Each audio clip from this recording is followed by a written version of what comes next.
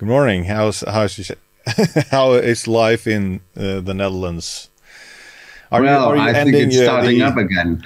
Yeah, I think. Are you ending your COVID things? Yes. As a matter of fact, yesterday we had a large-scale event with 75 people in one big old fabric in Utrecht, and there was an event for the future search of the mission, the vision of the fire service for 2030. So, and you know, everybody was really happy to see each other. A lot of networking, people talking to each other, drinking coffee. So, and of course, we also did our job, what we needed to do. But it was great to talk to all these kind of people again in life. Yeah. So, how's it been different in terms of research when it comes to the academy? Has there been any difference during COVID, or have you been able to do research like before? Well, of course, we do all kinds of research. For example, the literature studies, of course, and interviews, even interviews online through Teams, or sometimes in small groups with distances. Of course, that just continued to go on. But in the period where it was the biggest problems, we only did interviews online through Teams. But experiments, I have to think, because maybe the last experiments, big experimental study that we did was before COVID, I think. Yeah, it was before COVID. Yeah, and it was about the smoke cooling techniques. Smoke cooling, yeah. And before that, it was we're going to get to that. And before that, it was the smoke propagation in hallways. Was it that? Yes. But that's already 3 years ago, I think. But it took us a lot of time to write a report and to make the webinars about it. Yeah. Yeah. So how long is IFV done firefighter research? Well, I think that started when I became the professor of fire service science in the Fire Service Academy. Before that, they didn't do really research. Maybe they investigated some big fires, but I think that the start was 2008. 2008 was a fire. We had a fire in the boat shed where 3 firefighters died. That was the first evaluation of a fire where the fire service itself did the evaluation, and I was one of the members of that evaluation committee. And that is where we first said, like, okay, so everybody would have done the same in this situation. So something is wrong in our system, because 3 firefighters went inside a very big boat house, and the fire was in the rear of that building. And halfway there was a smoke ignition. We don't know exactly what it was, but somehow the smoke ignited, and they were not able to escape anymore. So that's when we started thinking, like, why are we always going inside? Also in these kind of industrial buildings where nobody can be rescued, no victims. So why are we taking all these risks? And after that, I became a professor just because I wanted to do more research for the fire service. Because it was the second time that I met the relatives of firefighters that died. So that has a big impact on you. And I thought, like, we have to prevent that this happens again. So that is when we started, and of course the main reason to do the research was because we had that quadrant model. The quadrant model, like, okay, we can go in and we have a defensive strategy from outside, but maybe it is also possible to put out the fire from outside, and maybe we have to innovate. Maybe we have to find new ways to do that, and that is why the real practical research started. And then it became okay, from one research, from one study became another, and then we started doing more research, and of course I was a fire officer, so most of the fire officers do not know much about fires, and of course they think they know, like me, for example. I was a fire officer in Amsterdam, so I attended a lot of fires as an officer. But it turned out that I didn't know that much, because, in the education, there is not a real fire safety engineering. Like in Sweden, for example, our fire officers don't. They learn how to divide in small pieces and to put engines on different pieces, like managing a fire, but not the real theory of fire. So, and I started learning a lot also from you and from attending international conferences, and of course then you get more ideas of what you would like to know better, or there is a lot of questions still. Your podcasts are about a lot of questions that still exist. So I think we can go on for ages with fire research. When did you start in the fire service? Of course, I always wanted to be a firefighter, and I didn't succeed in that because I didn't learn a profession. So if you want to join the fire service, you have to have a profession, and I did. I studied in the university, so that was not a real profession. So I always wanted to be a firefighter, but in 1991. I was admitted to the Fire Service Academy, and that was the academy which you see in my background, where they educated the fire officers. So I did the fire officers education in 1991 and 1993. 2 years later, I graduated as a fire officer, and I started in a volunteer fire service as a fire prevention officer. And after half a year, I could go to Amsterdam, and that's where I started as a officer in charge also. So you came in laterally from the side as an officer. Yes. Yeah. Yes. Like in Sweden, we have a lot of our senior officers that come in from laterally. So you started. Let's say 1990. When did you start in 1991 in Amsterdam? Okay. So tell me about.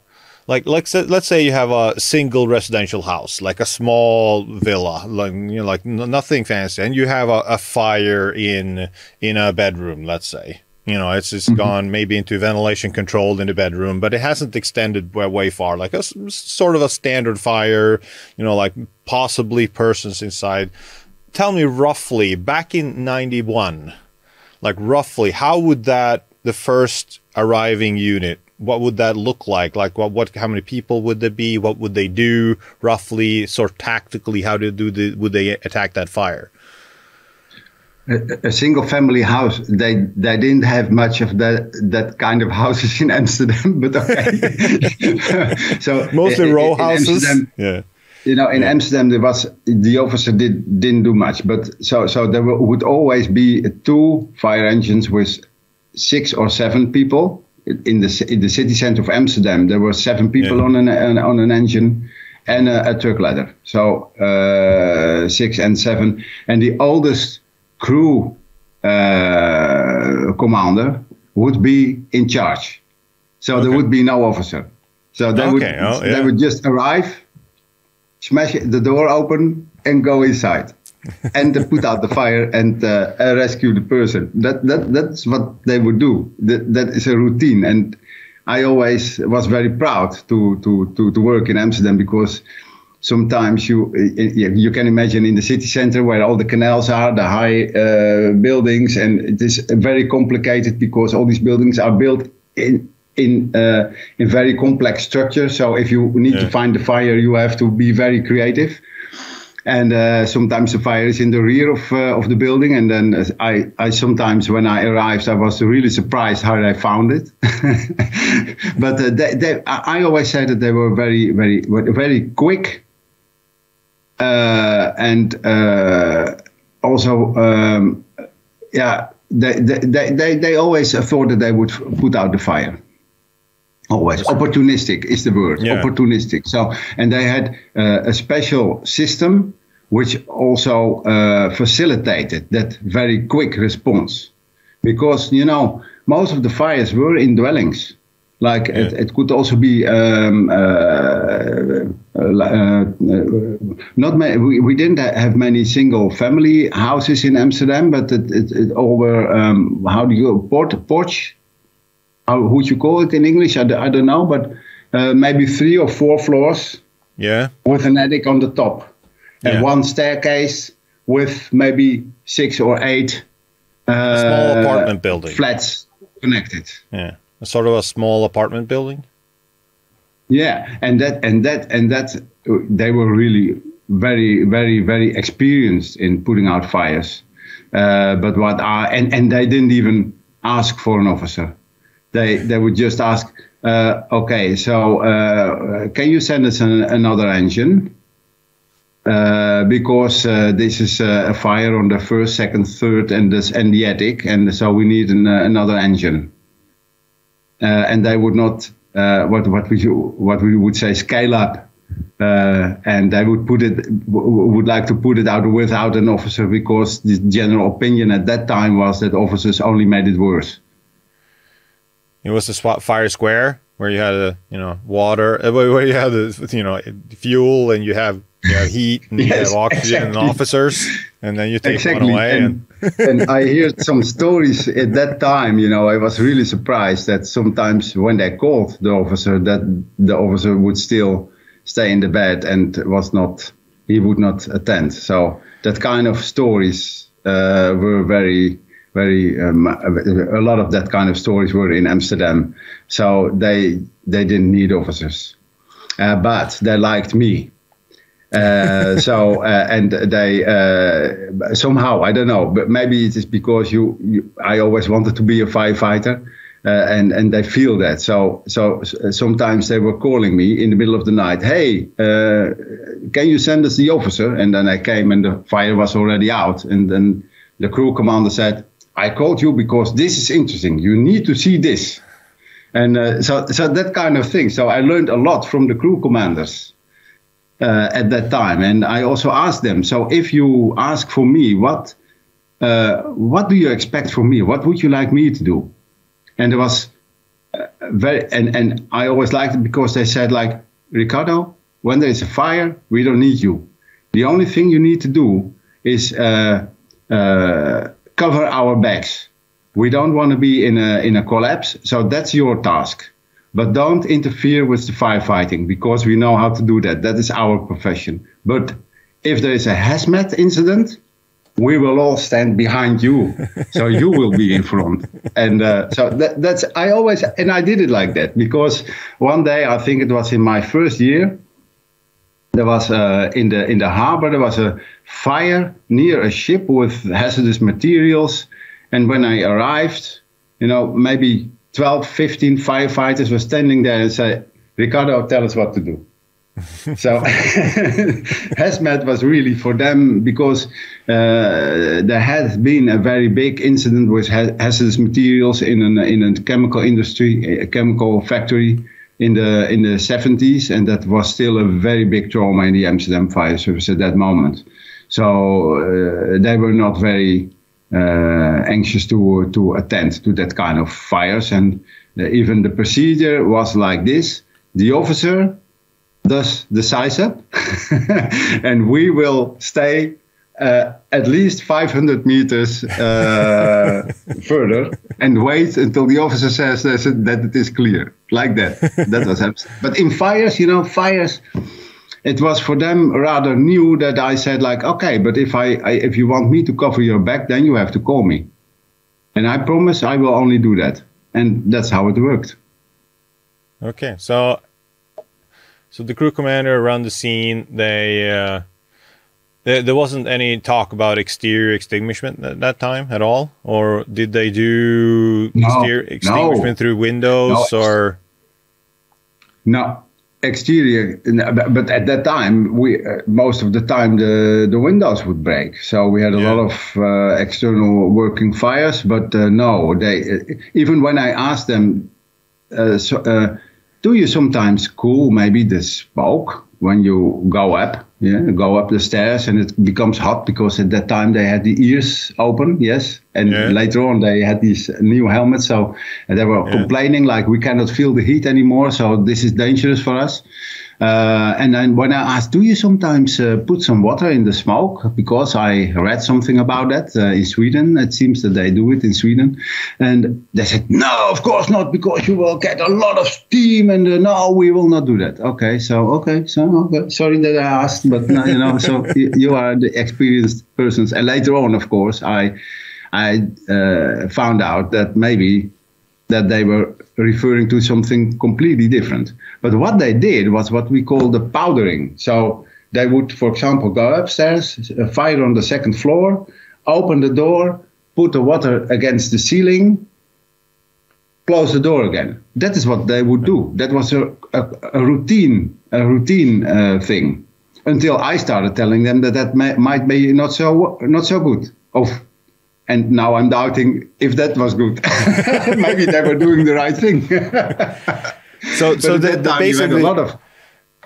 basically they were doing like most before Sweden also switched. They were doing the basically Lloyd Lehman indirect attack, finding finding hot surfaces, whip the stream around, to create as much steam as possible. Yes. That's what they would do, yeah. And of course, they didn't have that sophisticated nozzles. They didn't have. So it was maybe all straight stream. And they had, of course, the high pressure and the low pressure. So the high pressure was only 70, the Nepiro, do you remember Nepiro? Nepiro? So that's what they had, 70 liters a minute. And so, for example, I learned in the fire academy that if there is a working fire, you always use the low pressure hose lines, the large volume. But when I started talking about that with the crew commanders, they had different opinions. So some of them did it. Indeed, they did it with low pressure. If they saw that the flames were coming out, low pressure. But some of them said, no, we can put out every fire with our high pressure hose lines.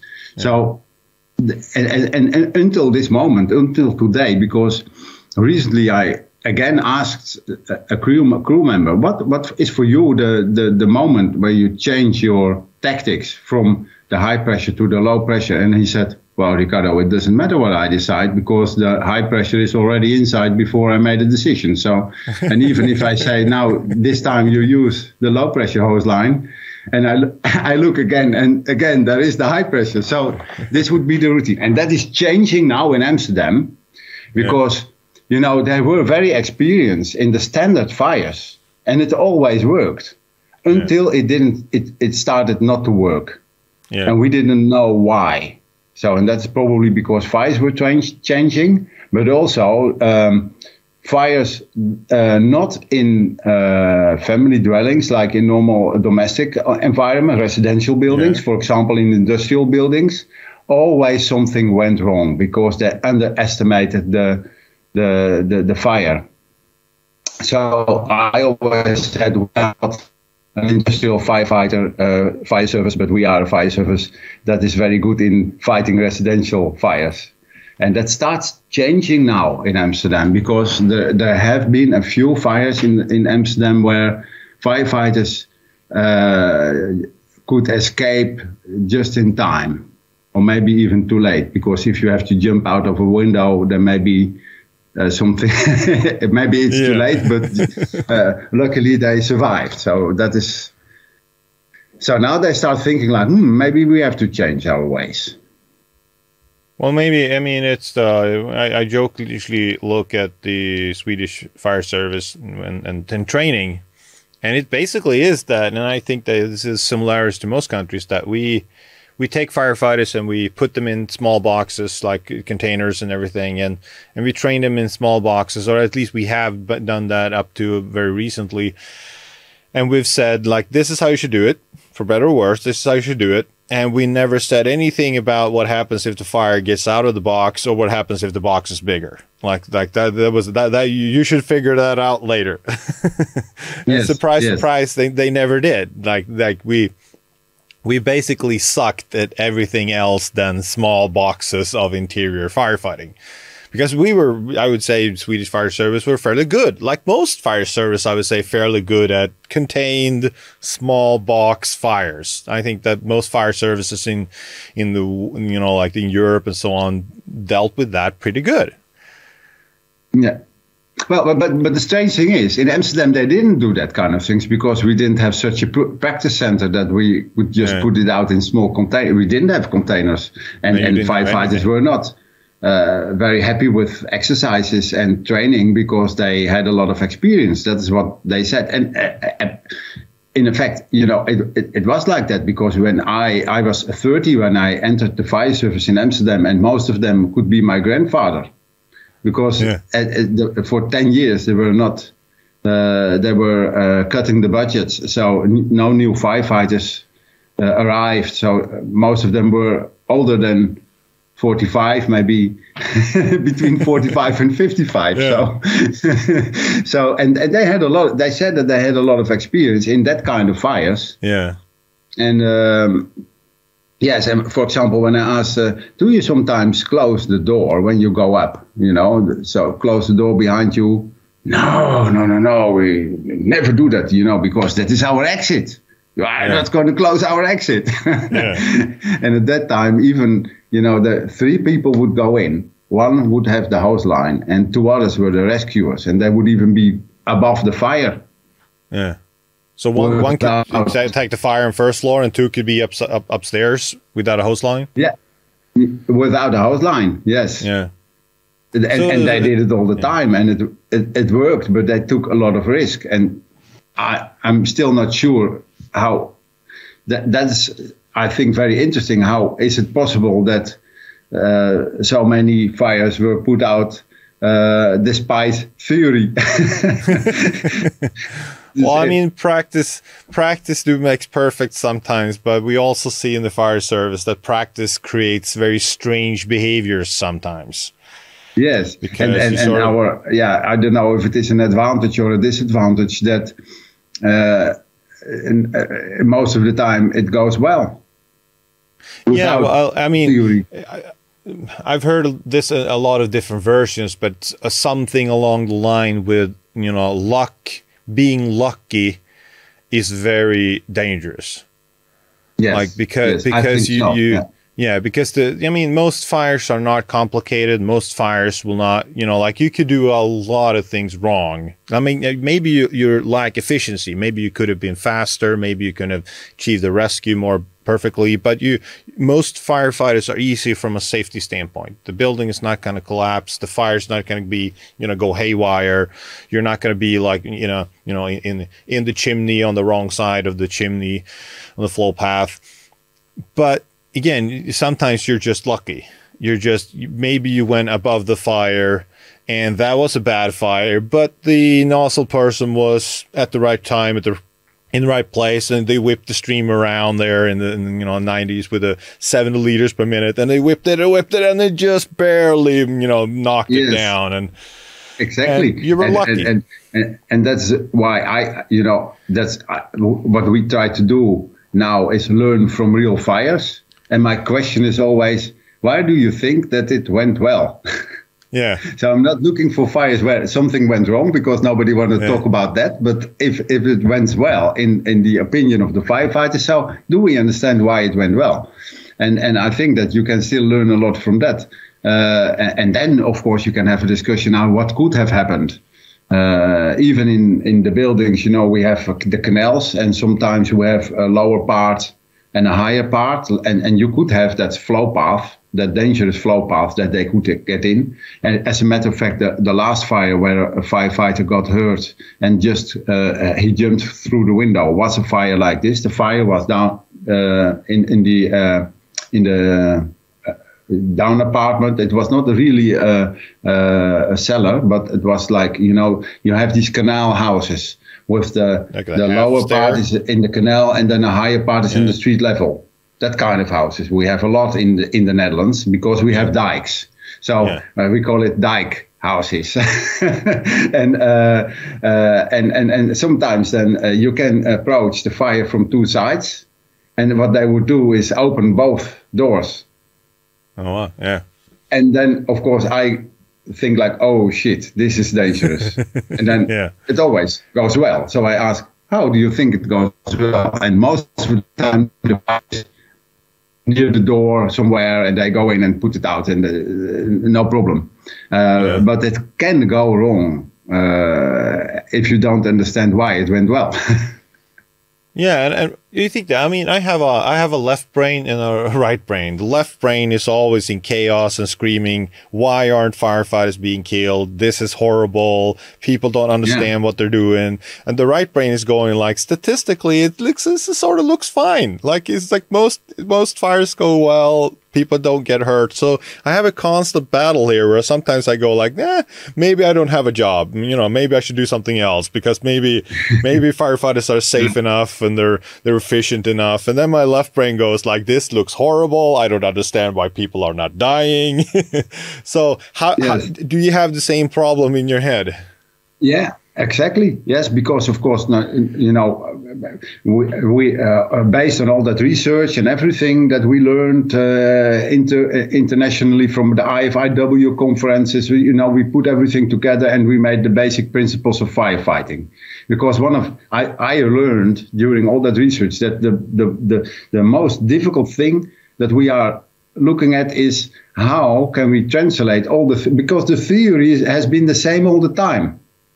That's what I discovered. There is no new theory. All my books say the same about candles and about flames and about radiation and how a fire develops, and it is known. But the translation to practice, what do a crew commander and the first fire engine, what do they see, and how can they decide based on what they see?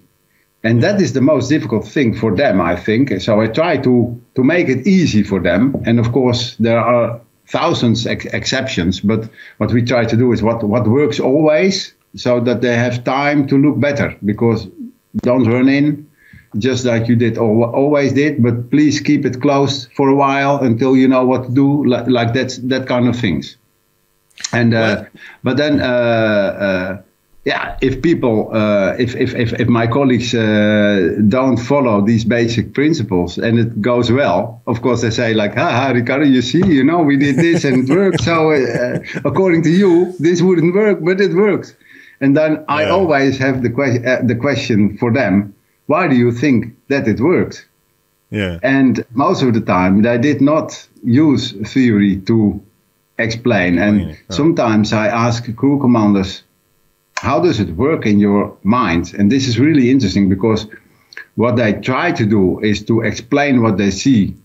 So they some kind connect with theory. Then they find out that they don't have enough information to make a decision based on theory. Yeah. And then they decide to do just what they always do. Like they were trained to do, for example. And most of the time it works. So then I ask myself the question, how is it possible that it works? Even if you leave the door open behind you, no door control, you take the high pressure hose line with you and they put out the fire. And I think, and so now I collect all these kind of cases to try to find maybe an indicator for the crew commander where he can decide like, okay, if this, then that. So, and I think that if you can, it has something to do with speed. So if you have a single family dwelling and you go in and you are very quickly to find the fire and put it out, then it goes well. And I think that most of the fires, you can find the fire very fastly. When you open the front door, you go in somewhere, the fire is always within a few paces away. So if you are quickly, then you put it out. But now, what I see now from the cases that we study is when you have to go upstairs, for example, to the attic, or the road, the way you have to, the time that you need to find the fire is bigger. For example, when it's it sits between the ceiling, or it sits in the wall, like that kind of situations. That are the dangerous situations. So I would say if you know for sure that you can find the fire quickly, then it doesn't matter what you do, because it will always work, because you will be faster than the oxygen. And it will not grow. But if you need more time, yes, then the oxygen may be faster than you, and then is the situation where firefighters have to flee. They leave the hose line behind and they have to flee outside. And I have a number of that kind of cases where firefighters tell me this kind of stories. So, but I'm not sure yet. So I'm still trying to find that. So okay, if this then that situation. Well, I mean, a lot of countries have sort of sayings or someone that are on the lines with, like, if you just put the fire out, the problem goes away, or if you're fast enough, it usually works, aggressiveness is good, and so on. And I think that goes to the baseline that if you open the door and you're quick to the fire, just as you said, like, fire doesn't have time to grow, and usually that solves the problem. But if you have, for instance, like Sweden had adopted the way of, we're prioritizing search before fire attack. So if you go out and fire's over there, maybe you don't know, because that was before the tick days and so on. You don't know what the fire is, but you're not basically looking for the fire, you're looking for people. So you're kind of ignoring the fire. If you leave your door open by that and you ignore the fire, it's going to grow very badly. I think that Sweden chose the wrong tactics a long time ago when searching for people rather than going for fire attack. But Sweden could do that without a huge penalty, because Sweden for a long time did anti-ventilation. Because even, anti-ventilation was established. I mean, sort of, half things are by chance. I would say they're not sort of calculated. They're sort of like lucky bets. Like we adopted our standards for smoke diving from rescue diving.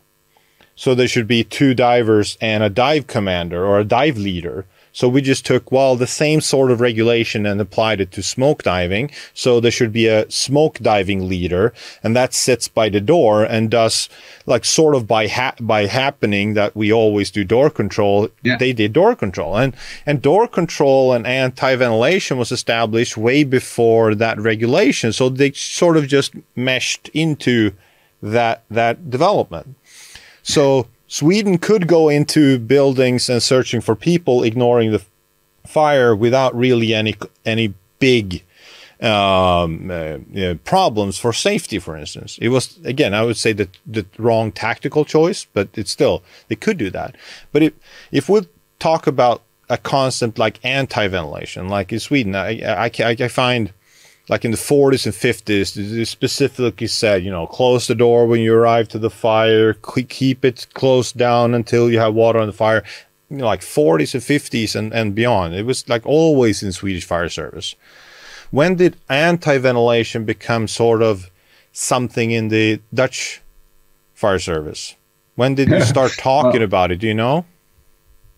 Until we developed these basic principles, it is only very, very, very new. Yeah. That's why I'm surprised, because we all learned the fire triangle. We didn't learn to apply it in real fire, so we leave everything open, and we were not punished for that. So and that is also, at one time maybe it was also in the 90s of the last century that some fire services in the Netherlands started to send firefighters to Sweden, because in Sweden everything was better. They with the smoke cooling and that kind of thing. Yeah, the sun is always shining in Sweden. Yeah, and they started, for example, in Raving and Skövde, they started to exercise in steel containers, and but they took home only part of the Swedish strategy, and that is what I discovered now. So if you have to adopt the integral way of working. For example, firefighters from the Netherlands came home And of course, I was also enthusiastic because we always want to try new things as firefighters. Yeah. Yes, we are more innovative than some of the managers think. So, hey, Ricardo, we saw in Sweden, we saw the ventilation. So the ventilators. Yeah. And now everybody want to have a ventilator because you see how nice it works. And of course, we didn't think of what we were doing. And that is what I explain now. In training buildings, ventilation always works. No, exactly. Well, so now what I said was the basic principles are a hard reset. We go back to we return to the fire triangle because that is our basis. And we forgot everything about oxygen. The oxygen side was we didn't think of it in the Netherlands. And even we started believing that putting a ventilator on the fire would help us finding it more quickly under all circumstances. Because that's what we saw in Sweden. That was really, really great what we saw in Sweden. So that's what we also want. But if you don't understand the whole system, and if you don't adopt the whole system, then things can go terribly wrong. And that's what I'm explaining in the Netherlands now. We did not guard our doctrine. So the firefighting doctrine in Sweden was completely different, I found out later, than in the Netherlands. So you cannot just pick one thing out, like, for example, now we go smoke cooling, but we leave the doors open, something like that. If you don't consider also that in Sweden people closed the doors. Now, I didn't see it in Amsterdam. So even when I asked, when do you close the door? People were laughing at me, like, hey, Ricardo, he studied in university, so don't believe it. We know what we do. Yeah. Well, I mean, the Americans call the fan the firefinder, so they also say that. Well, if you don't know where the fire is, put a fan on, and boom, there it is. Yes, of course. It's bigger, it's bigger, but we know where it is. Yes, but I would say outside then. As an officer, you have the option. Either do you want a big fire and you know exactly where it is, or do you want a small fire that you don't know where it is? That's sort of a tactical question you can ask yourself. Sometimes the one is probably better, sometimes the other one may be better. Yes, but depends on the objective. I think what you said is really interesting about like picking things out of context. I think that's something, I think that's very valuable insight. And I think we have done it. I think it's inevitable that you take something you like and you try to fit it into whatever you're doing. I think that's inevitable. But the insight that, well, maybe if you pick something out of context, it doesn't fit at all. Like Sweden, again, if you put search before fire attack, that makes sense if like in the 40s when the fire grows very slowly, it's not very poisonous atmosphere. If you actually put the fire out, it might get worse because now you're creating a lot of smoke rather than everything just burns away cleanly. You'd get less visibility. In the 40s and 50s, a lot of times if you arrived sort of early in the fire development, it made sense not to attack the fire. I mean, old books said that. Old American videos talks about it. Don't put the fire out because it will start to produce a lot of smoke and so on. And it made sense to do that. Then you could search before doing fire attack because it would be worse to do otherwise. Now, if you took that practice and put it into 2000s, where you don't have that time and you put search in front of fire attack, and you also not do door control, now you have a horrible situation, which is sort of where I would say the development of fuels was the same for every country. Like for America, for Holland, for Sweden, we got plastic. So, and Sweden went, okay, we'll just do more of what we already do. Which was we did anti-ventilation. Let's just do more anti-ventilation. We did water on the hot surfaces. Now we got smoke cooling. We can get to smoke cooling also, but we'll do more of that. But we'll just hunker down even more. And America went like we had big lines and we open everything up, basically, which is worked in the 40s. And we'll just get a bigger line and open everything even more faster.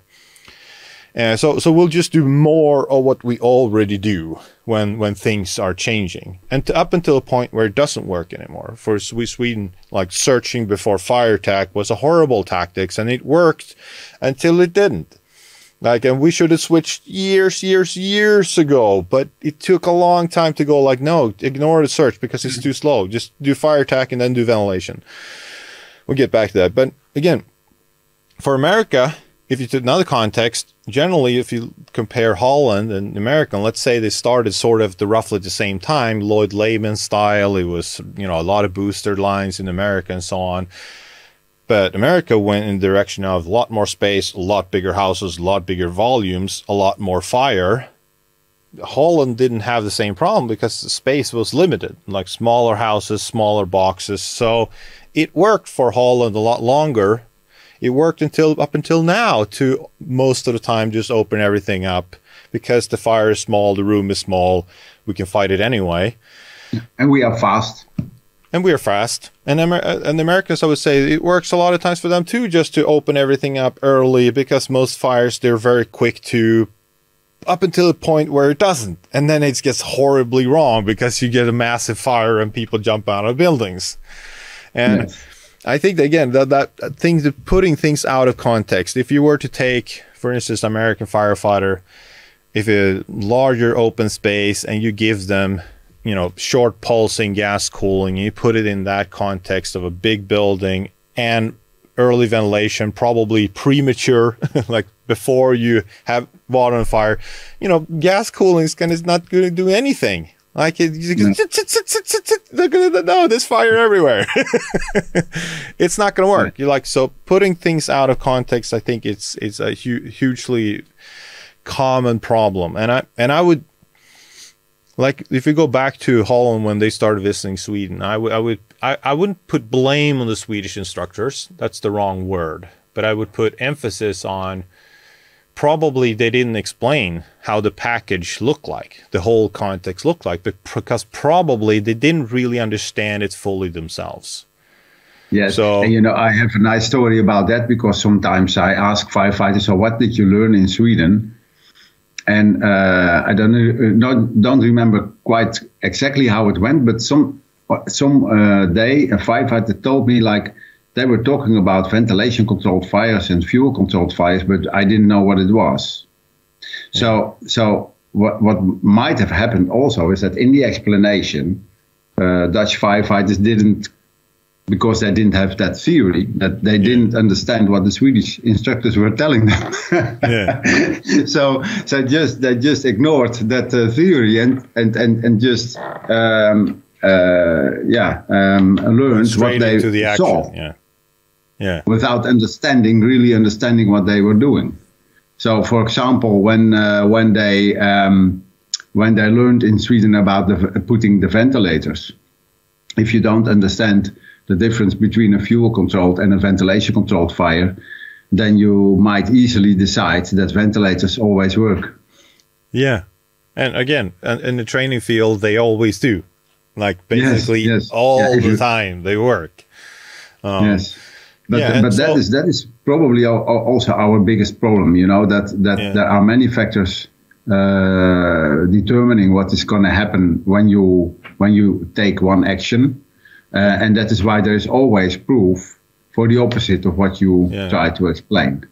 Because there is always a situation that firefighters have experienced with which they can prove that you are wrong or that they are right. So that is why we need to understand exactly what kind of situation they were in and what they were talking about before you can make a decision.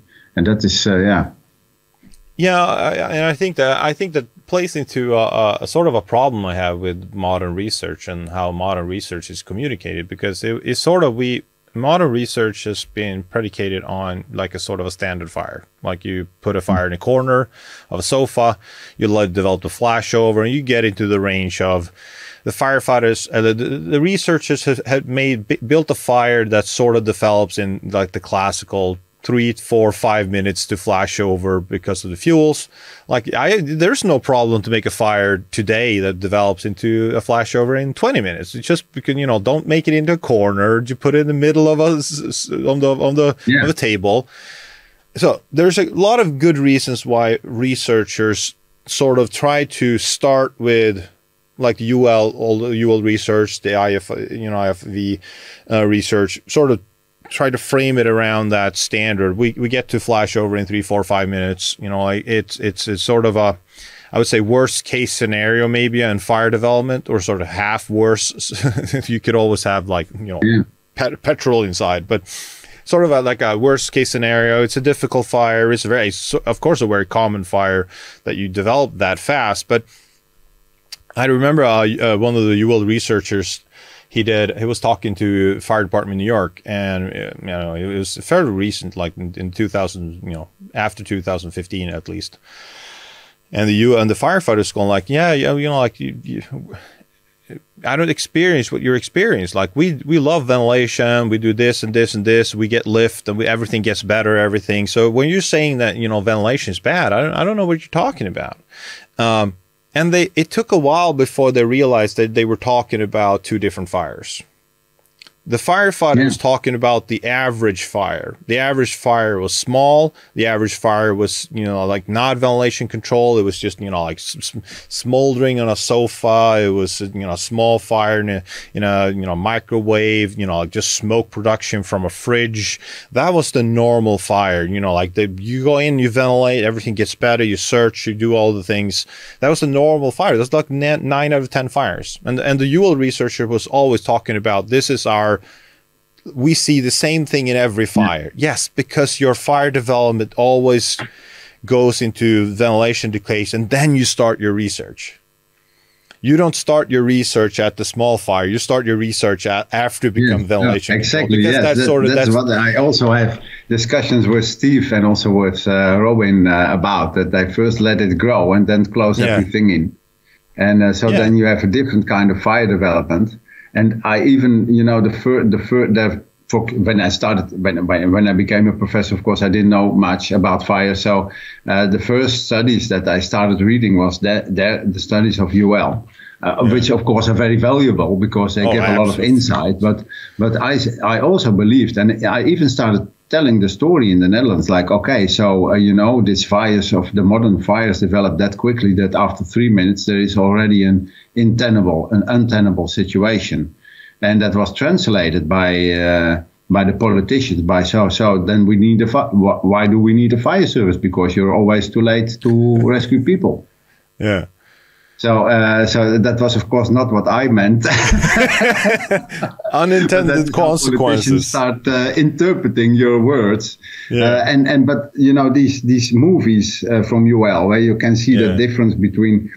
Then I started recognizing that they were all open. You know, where after 3 minutes there is a flashover, and in the old furniture it takes 30 minutes, and then you realize that is not really the complete truth. But it is only to show that fire development has changed. It's a funny story about my own incompetence, but anyway, I do a little like videos for like public education also. Like I get, like I do some company or organization wants a video to explain to the public this is how fire behaves, for instance, and I do that because I can do things fairly cheaply. Because I'm a one-man army. I can do the video, I can do the fire. You make really very nice movies, because I always watch them and I think, like, how does he do it? I want these movies. Well, you probably could have them if you ask nicely, Ricardo. But yes, I do a lot of videos for you know, shooting videos and so on. And so this was it was probably 10 years now.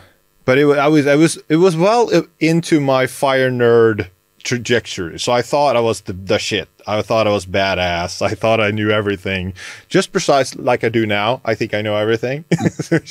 Yeah, but probably you do know everything theoretically.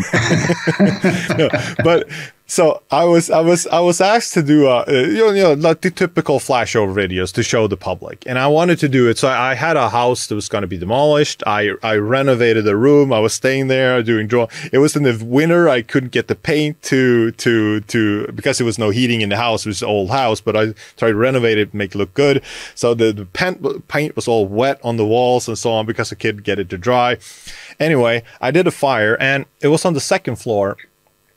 And I wanted to look like it did on all the previous educational videos for the public, where you see the smoke layer coming down and you see the flashover and everything. And then you explain, this is how a fire looks. And I was looking on the before going like, yeah, if I put a fan here and I am going to get an airstream here to sort of look like, because I was trying so hard to make it look like all the previous videos. Yeah. And it wasn't until I failed at doing that, because whatever I tried to get an airstream like going across sort of the room to get some visibility for cameras and so on. It was before TICs were really good at do video, so it was all normal cameras, and I couldn't get a fire behavior that looked good. It just went, you know, fire in the corner and just black, and then just sound, breaking glass, cling, cling, clong, cling, and then you go in and suppress. And I was so disappointed with myself, because, you know, like I burn a lot of time and money into doing that and hiring people to do the suppression and so on. And afterwards, I started questioning myself, going like, what am I doing? I go like, I'm trying to fake a fire behavior scenario for the public to trick them into that fires look a different way, just because I've been duped in thinking that fire looks a certain way, even though I know they don't, because I was way past that point. I know the fires are just dark and nasty if you don't give them ventilation. So I was actively trying to fool the public. So what I did was I went to that organization. I said, I've done a video, and this is the real true fire behavior, what it's going to look like if the windows don't break. It's just a lot of smoke, and they made an excellent, you know, like educational platform from that. It was great, because they bought it fully, that yeah, this is the real fire. This is what it looks like. This is what we should teach the public about. It's just small fire in the corner and then black, like. But it was, again, like you said, I was so ingrained in the scientific with lots of ventilation, big opening, and this is the neutral plane, and now flash over and flames everywhere. That's the epiphany. That's what I wanted to see. That's what I've tried to get, but I couldn't. I failed. Yeah. But in the end, I think I did something good. But it was sort of more by accident rather than that was my intent to begin with. But going back to, well, I think it's very important. You mentioned that where the firefighters say, well, but what we do works. Yes. So then you get into like, okay, so it's the gas cooling and the anti-ventilation. Is that a tactic for a special fire?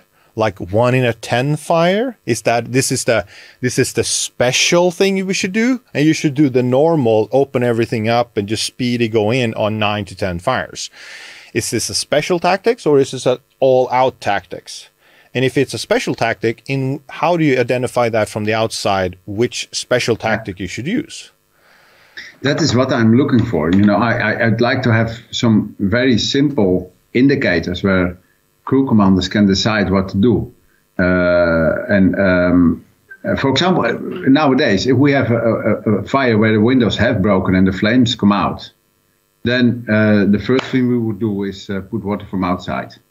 That is something we wouldn't do 20 years ago, because that was forbidden. That was dangerous. So that's what we do now. And at least they have now, in that situation, they have one single thing that they do in the first instance, and which gives them time. So this could be a standard. But if everything is closed, you just stop there. Why was it forbidden in Holland to put water in from the outside? We wouldn't do that. But I think there were two explanations. The first one was if there's firefighters inside. they could have steam burns because you create a lot of steam inside, and the firefighters would get hurt. And the second one would be, you will chase the fire inside. Yes. Yeah. So because and sometimes I think that I saw it also once that it seemed like that you attack the fire from front and that it will go further away, like deeper into the building. So there might even be some empirical proof that would be like that, until of course UL showed us that with their measurements that this might not be true, and probably there is a reasonable explanation for why we saw it happening, but it was not because they put water in from outside.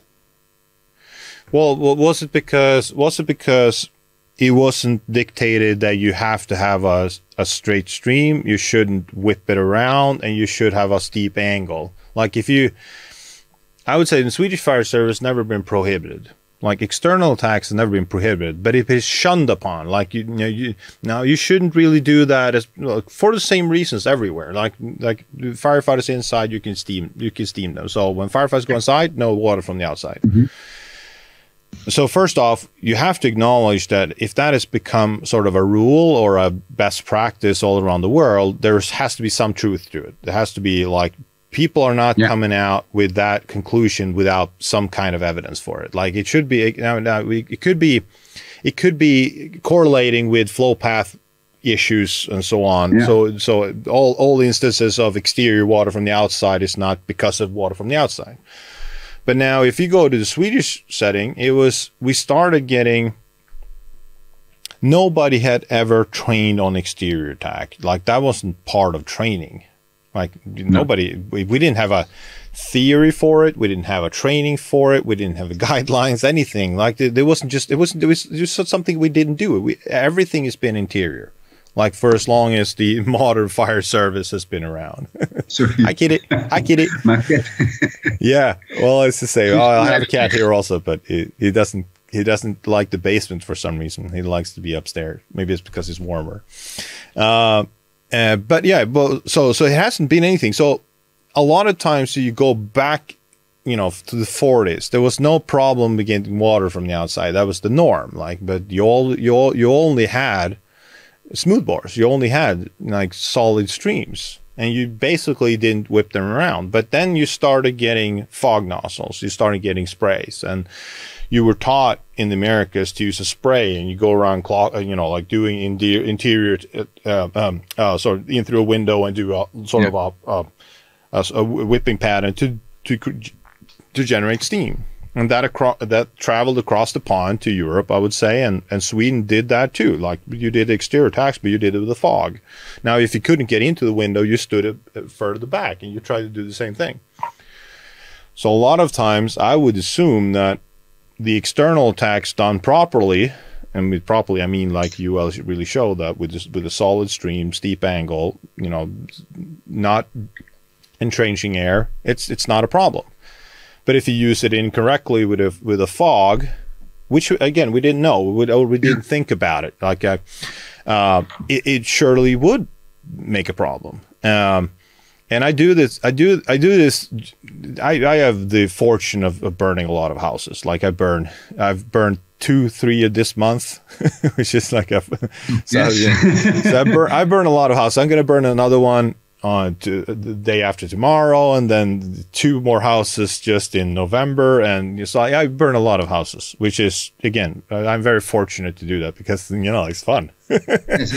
But I learn a lot, and I usually do when we do exterior attacks as part of that. I do, we make a big fire in a room. We sit outside in the hallway or in the next room, and we do a straight stream with straight stream. And we do exterior attacks with straight stream, and we do it with fog, and we show everybody inside. And sometimes when we do it with the fog, it gets really steamy. It gets highly uncomfortable. So we talk about that. Why was it in Sweden that we didn't like to do this? Probably because a lot of times we did it incorrectly from the outside. Now, if we do it this way, we do the straight stream, look at what happens. Now we don't get a push, we don't get this and this and this. So I would think that it came from historically a way that somebody did it, what we now know, incorrectly. So all exterior tax was written off. Like you couldn't do it regardless, because we don't know why sometimes it just becomes a mess.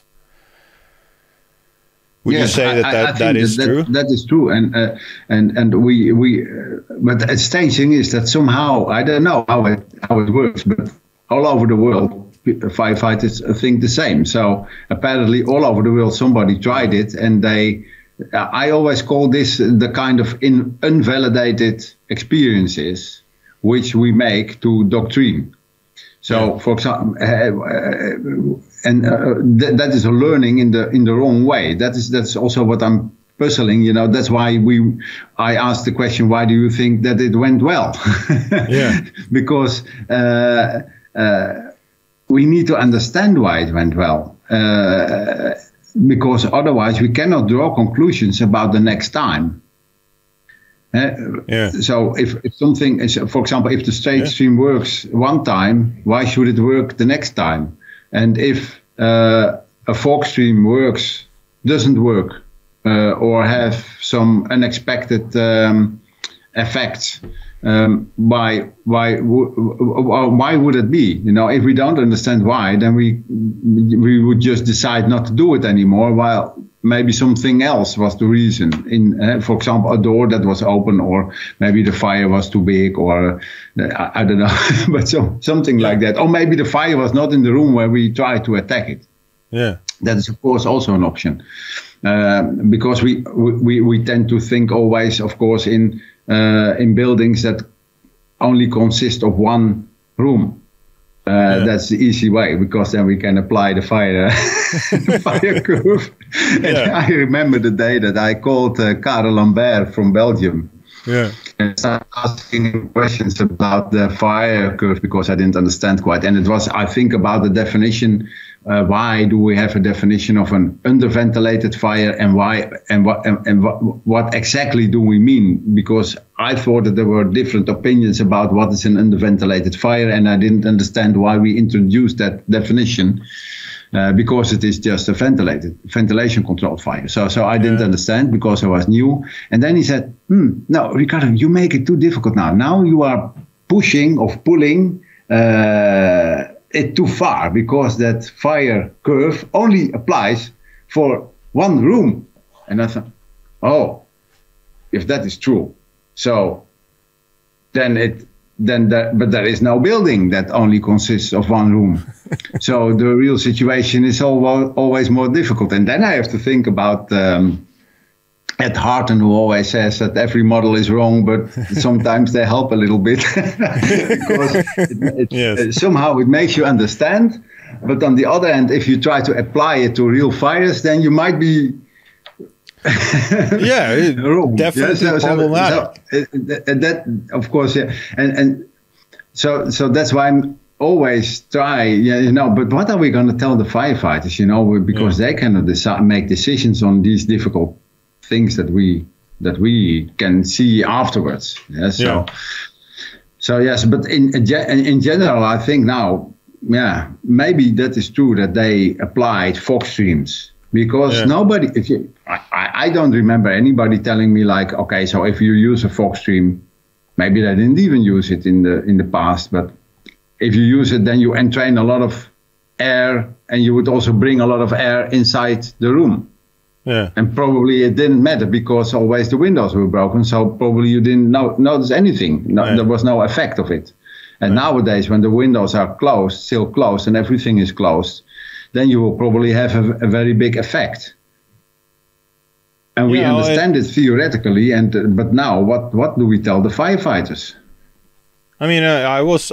If there wasn't any firefighters inside the building, in Sweden, we were never taught to do exterior attacks. It wasn't part of training, but we were never taught not to do it. If there wasn't, it was sort of like, maybe it was so obvious to someone that it didn't even include it in the fire training. Like, if you see fire there, maybe you should put some water on it. Like, the public knows that, so we don't even have to tell you that. But the problem is, of course, if you don't tell the firefighters to do it, they will never do it at all. So yes, you would have these instances where the fire is right there, and the firefighters would go like in 10 minutes to take a detour and get to it in another direction, just because, like, yeah, we should always attack it from the inside, for instance. yeah. So I think that when from a personal reflection, I think it's so fascinating that I've taught as an instructor fog ventilation, like, you know, from the inside, do use a fog, ventilate the room. Tremendously effective. It's been taught in Sweden for ages, like fog ventilation, and for most countries, like to use a fog to ventilate a room, for instance. But I mean, that knowledge, if I put myself on the outside, that they take all that air and put it into a room from the outside, it was gone. It didn't even cross my mind that would be a problem. In the same way as inside a fire, when we're going to talk interior firefighting and interior gas cooling, never crossed my mind a second that I was moving that much air inside a building for different reasons. No. It was poof, gone. Yes. And I find that fascinating. Yes. I find it fascinating that I can have that knowledge in my head, but applied to a different scenario, that knowledge is gone. Yes. Now, well, that is true. That is true. So, and it is interesting to think why that is. I think it is because you were trained to do something that you will always do, and not think at all what you were doing. You're probably right. But I learned about myself that I never thought about the fire triangle.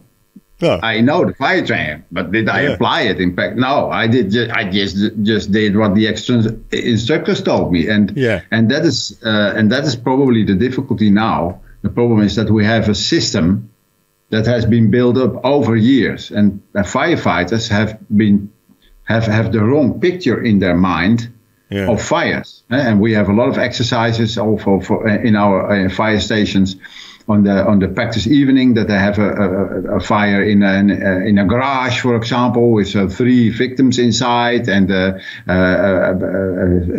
with oil burning, and they go in and put out the fire, rescue the 3 people already. So that is what is somehow in their minds about what a fire is. But that is not a real fire, because you cannot really make that scenario in practice. So that's why I start believing that we should learn more from real fires. Body cam images, pictures from outside, and then try to put together the scenario. Because that then somehow in their minds, this will be the new picture of the fire. I remember that we had a case, it was a fire in a school, and the crew commander told me, like, so I decided to put the ventilator in front of the door, and it worked. So then I asked him, okay, but what's in your mind when you? But he said it worked. But of course I knew what I was doing, because I know that the fire will grow if I put on the ventilator. Yeah. So I asked him, but what was the picture you had in mind when you put on that ventilator? What would you expect to happen? Yeah. And then he said, well, I would expect the flames to grow a little bit. So this is what people have had in mind. They think, and that is probably what they saw in the containers, that if you have a stack of wood, that and you put more, you put on the ventilator, then the flames will grow. Yeah. But probably you will not have a flashover or a fire gas ignition or whatever. You will probably not have it in a container. So in his mind, he underestimated the possible effect. So the picture he made in his mind was made by exercises and not by real fire. So and I think that this is what happened over the past 20 years, and we are now trying to turn that around. Based on theory, based on research a little bit, and try to make it easy, and make it simple, because you always have not enough information to theoretically decide what to do. No, I totally agree. I would say the Swedish fire service failed in that regard I think there was a naive picture in the Swedish fire service how dynamic a firefighter could be, like how much you could make up decisions on the go. I think that was a naive and very dangerous approach, and still is very common. And I mean, a lot of things don't happen by intention; they happen sort of by accident. That's it is. Yes, so for instance, we had a textbook. It was called Rökdykning. It was written by the guys who developed fog cooling. It was an interior firefighting book. It explained, briefly about the theory of flashover and so on, and fire behavior, and then about gas cooling, and also about how you should work in a pair and so on. It was sort of a very basic book about how to do interior firefighting. Now that was replaced when the new era of things where it should be more scientific, it should be more theory based, it should be even more like standardized in terms of which language to use and so on. So it was replaced with our current books, which is Enclosure Fires, which talks about how fires behave and fires work, and Fire Ventilation, which talks about how ventilation works. Mostly fuel control ventilation, though. That was a big part of the problem with that book. And then you have the third book, which is Water and Other Extinguishment Media, which talks about how suppression works, or rather suppression agents and tools. But we got rid of the book that tied it all together, that explained how to really do it. And I don't think that was intentional. I think it was like, there was a mantra that says if you have enough theory, the firefighters can make up their own decisions about what to do. That did not work. That doesn't work at all. So I told Weedy that you have to build that. I mean, the Americans call it that Rolodex, like that mental image view in your head that you say, see this, do this, recognition prime decision making. That as instructors, we tell them about the theory. We tell them we have made a simplified model of that theory, which represented in this picture and this action. This hallway, this view in the thermal imager, this behavior. This view from the outside, that window breaks, fire out, this stream, do like this. So you develop that. I think that's hugely important, that to develop, like you said, that mental image of what happens, because you're not building it in training fires generally, because our training buildings do not replicate real fires in a good manner. So I would say in Sweden, I talk a lot about what we have done wrong, which we've done a lot. But for instance, we have, for instance, nozzle practice. And we built this fancy propane tools where you have propane flashovers, you get fire all over the ceiling. I've done them in Sweden. Yeah, very fun, excellent, love them. Yes. Love them always. But they're horrible for teaching firefighters to do nozzle training, because what the unintended consequences was that you build a Rolodex of firefighters opening the nozzle when you see flames rolling over your head, not when you see smoke. So the theory says cool smoke to make it not go to fire, but all the practice was done when you see flame in the container. And this doesn't matter because all around the world you have the like carbonaceous containers. You see the instructor sitting there waiting for the rollover to happen. And when the rollover happens, you start cooling. When you see flame, you cool. You flame, you cool. Flame, you cool. So we've primed our firefighters to do flame cooling, not gas cooling, even though the theory they know to cool gases, but they don't. And I would say that is where we are right now in Sweden. We have a whole generation of firefighters that will not open their nozzle until they see flame or until they feel hot. Yeah. Because we built the wrong Rolodex. We didn't build the Rolodex we intended to build. We wanted to build. We didn't build that. We built the wrong Rolodex. Yeah, that's interesting. Yes, because yes, of course, and that's probably because, that is because we don't explain that you are just practicing a certain skill. Well, we explained that, but it doesn't. In which you create to train it is not real. Yeah, no. It doesn't stick. It doesn't. When you're in a stressful environment, you're not going, the instructor said I should do this at smoke, but now, but now in the training, we only had flames. Because we also, again, the training scars that all the time went into smoke, like cold smoke buildings and different kinds. We usually didn't apply water because either why would we apply water when it's not hot, or we couldn't apply water because you couldn't damage the building. You couldn't put water on because it was not made to spend a lot of water in it. Because the idea was, let's practice search here, and you practice fire suppression over here, and those two shall never meet. Yes. So when you search, you search in smoke, but you never cool gases. Therefore, you never cool gases in a fire when you're in smoke. Yes, and that is interesting because when I just started to work for the Fire Service Academy, of course, I met a lot of fire instructors from all over the country. Yeah. Sometimes they were telling different stories. Sometimes they agreed on something, but there was one thing on which they agreed most, and that was that we need more practice and more training and more education on firefighting. And that was exactly what they were frustrated about, because they said, like, okay, so our firefighters do not train enough because they do something wrong and they don't understand, and it is almost impossible to learn them how to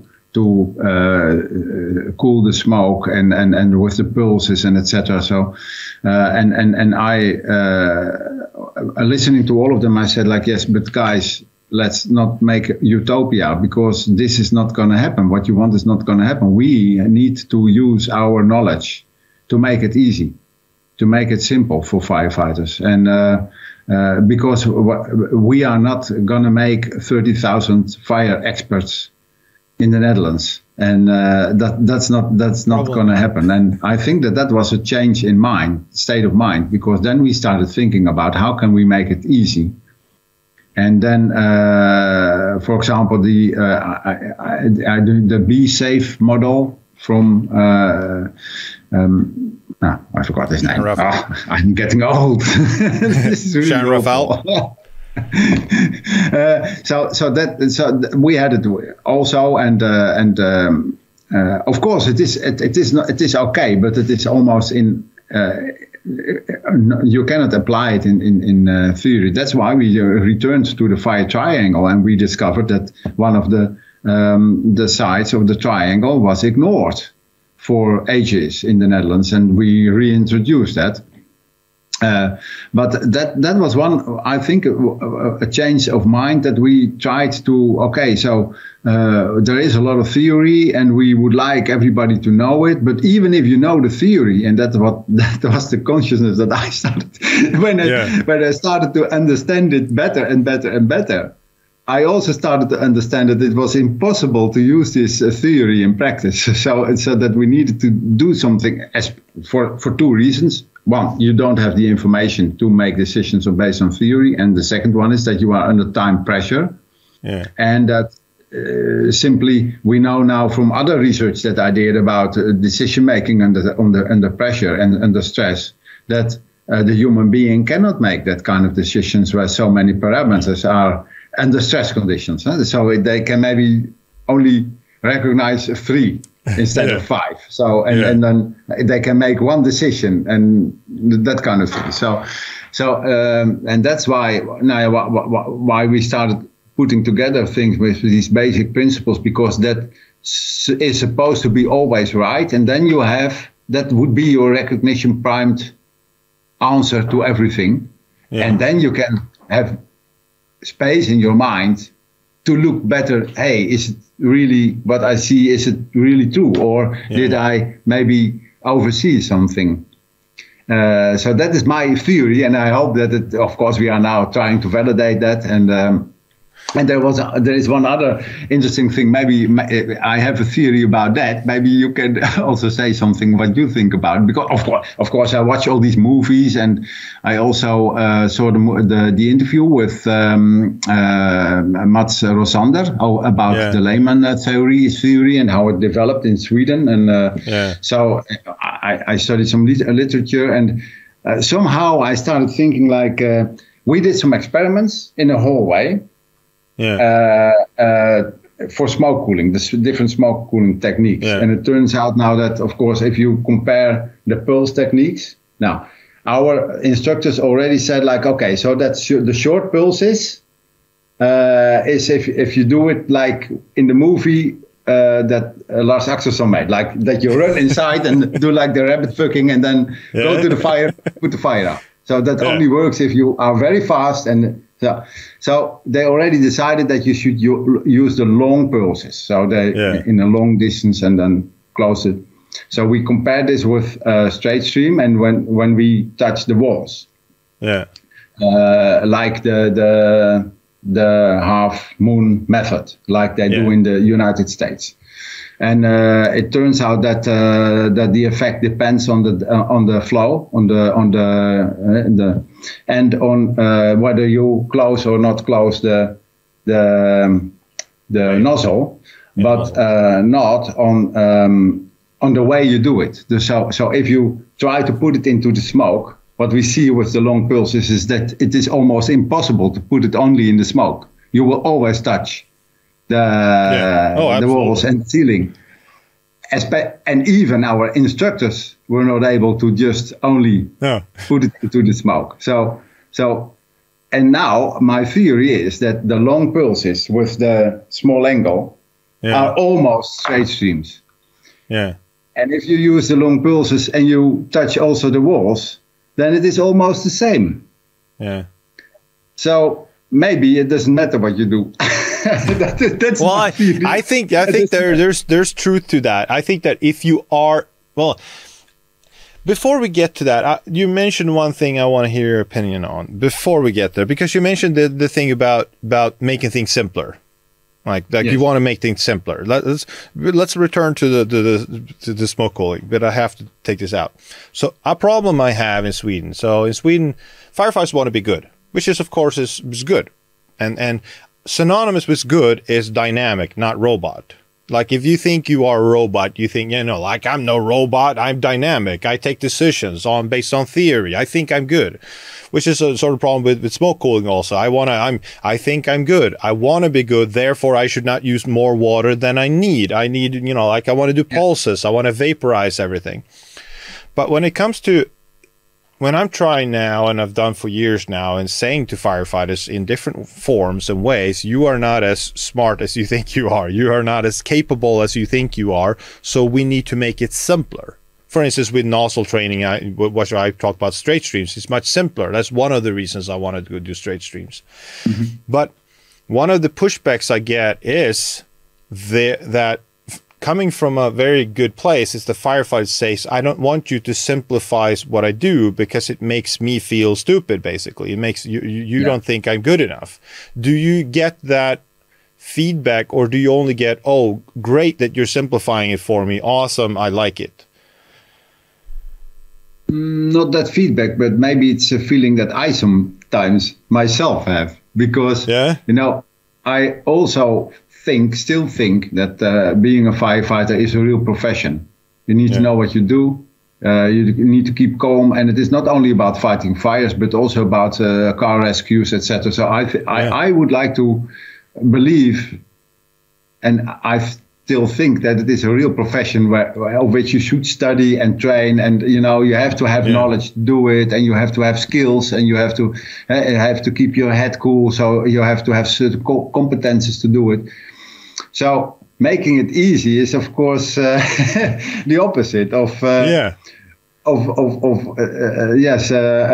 stating that it is a profession. So I try to, for myself, I think that learning from real fires and then using the theory that you have to develop simple methods and easy ways to make decisions, that is maybe more the profession than the way you do it. Well, that makes total sense. You don't get it. I think that it is still a profession, even though it is easy. The profession is to make it easy. That's it. No, I think that's excellent. I think that, let me rephrase that and see if I understood you correctly, because in that case it matches mine. Like, for my personal viewing, what I realized for myself is that I can't use all the theory I have going to fires because I don't have enough time or mental capacity to process all the information. Like you said, for instance, reading fire. I can sit in a video and look at the speed of flame here and speed of smoke here, and I can make educated guesses. On a real fire? No. Like black, orange stuff over there. Put some water on it. Like that. There's not enough processing. So for me, it was. I realized I can't use the theory. So if what you're saying is the profession, the professionalism comes before going to fires, at building that Rolodex and making all the mental models. Yes. And training them into so that you can apply them when you go to fires. Yes, and that is why I think that we need different levels, so that the instructors need to have more theoretical knowledge, and that is where the profession is set, at the level of that's not true either, but I'm always afraid that when I make it simple, politicians will say, so we don't need instructors anymore because it is easy. So I think that all that theoretical knowledge and the connection between theory and practice, the learning from practice, and the connection to that, and making things simple and understandable for firefighters, that is what the profession is about. Yeah. And it is a real challenge, and that is probably also what I did with all these instructors, because we have, I started a study group, which is now what we call now a community of practice of fire instructors in the Netherlands. And I try to also tell them, it is impossible to teach all firefighters what you know. But your knowledge is very important, because without your knowledge, we cannot make it simple. No. And that is the way I think of it now. I don't know if everybody thinks like that, but I would be very sad if we would lose all the theoretical knowledge, because then we cannot explain anymore, and we can also not see what kind of trends are visible in fires and society. So we need that profession, but maybe not when we enter a building to put out a fire. No, I think that I would change one slight edge in just how to explain it. I would say we need theory to develop models and tactics and strategies and tools and everything and teaching, but that theory has to be simplified when we develop all the things. So when you apply it, it should be simple. And it doesn't matter if you're an instructor when you apply it or an officer apply it. Because again, when I go outside as, I would say, someone who knows a lot about the theory, at least I try to learn about the theory, I am still a stupid brain on a fire ground when trying to apply it, because I don't have the mental. So I need the mental models for myself too. I don't develop them for others because they're stupid and don't have time to learn. I develop the models because I don't have time to process that information either. So it's the application we simplify for, not for the average firefighter who is stupid. I wouldn't say the average firefighter is stupid. No. But that's what I mean. That's what I mean. It's very important how you frame it. We simplify it before the application. We don't simplify it because firefighters are stupid. We simplify it because even if you are very knowledgeable and very smart, there's still not enough time to process the information. Make decisions. Yes. No. Yes. So that is our challenge. And maybe I should not say, maybe that's what I learned now, that I should not say that we make it simple, but we should say that we make it applicable. Applicable. Yeah. I think that's the only difference. Yeah. So, and that is, and then there is a lot of challenges still to make things applicable in practice. Oh, it's huge. I mean, I think that's the hardest thing. Again, the theory has been out there for ages. What's the hard thing? Apply it, like package it, structure it, and present it, like make it applicable. So I think that's the hard thing. Like how do you make it into actionable things? Like I do a lot of instructor training, and I try to I've changed how I sometimes do instruction. I you know, I throw stones in glass houses. I do not always do as I teach, not at all. Like, I have flaws. But I try to go more into, like, I don't care what you know, because it's behaviors that change outcomes. Like, it doesn't matter what you know. So when you do training, the behavior has to be centerpiece. Like, if you have decided that firefighters should do door control in this situation, if you see flames everywhere in the building, firefighters go inside, you should do door control to limit the flow coming in behind them and so on. So if you have, that's the behavior you're looking for, now you explain why, and you explain, like, how to do it, the theory around it, but the behavior is centerpiece. Because we did it the other way around in Sweden. We explained how bad oxygen is, but we didn't explain the behavior at all. So firefighters did not close the door behind them repeatedly, because we haven't made the behavior centerpiece. We made the theory the centerpiece. And I think that is the real, you have to start with behavior in mind. Like, what is this piece of information going to do to behavior? Yes, and that you should train in the realistic situations where, and I would like to take real fires. So a lot of firefighters send me their real fires, and we are making webinars of that. As a matter of fact, we are now. We have introduced these basic principles, and now firefighters can ask questions. And now there's firefighters that ask me, okay, so Ricardo, so you teach us to stay low. So when we cannot see our boots, then we need to go low. But if there is so much smoke, why are we going in? Okay.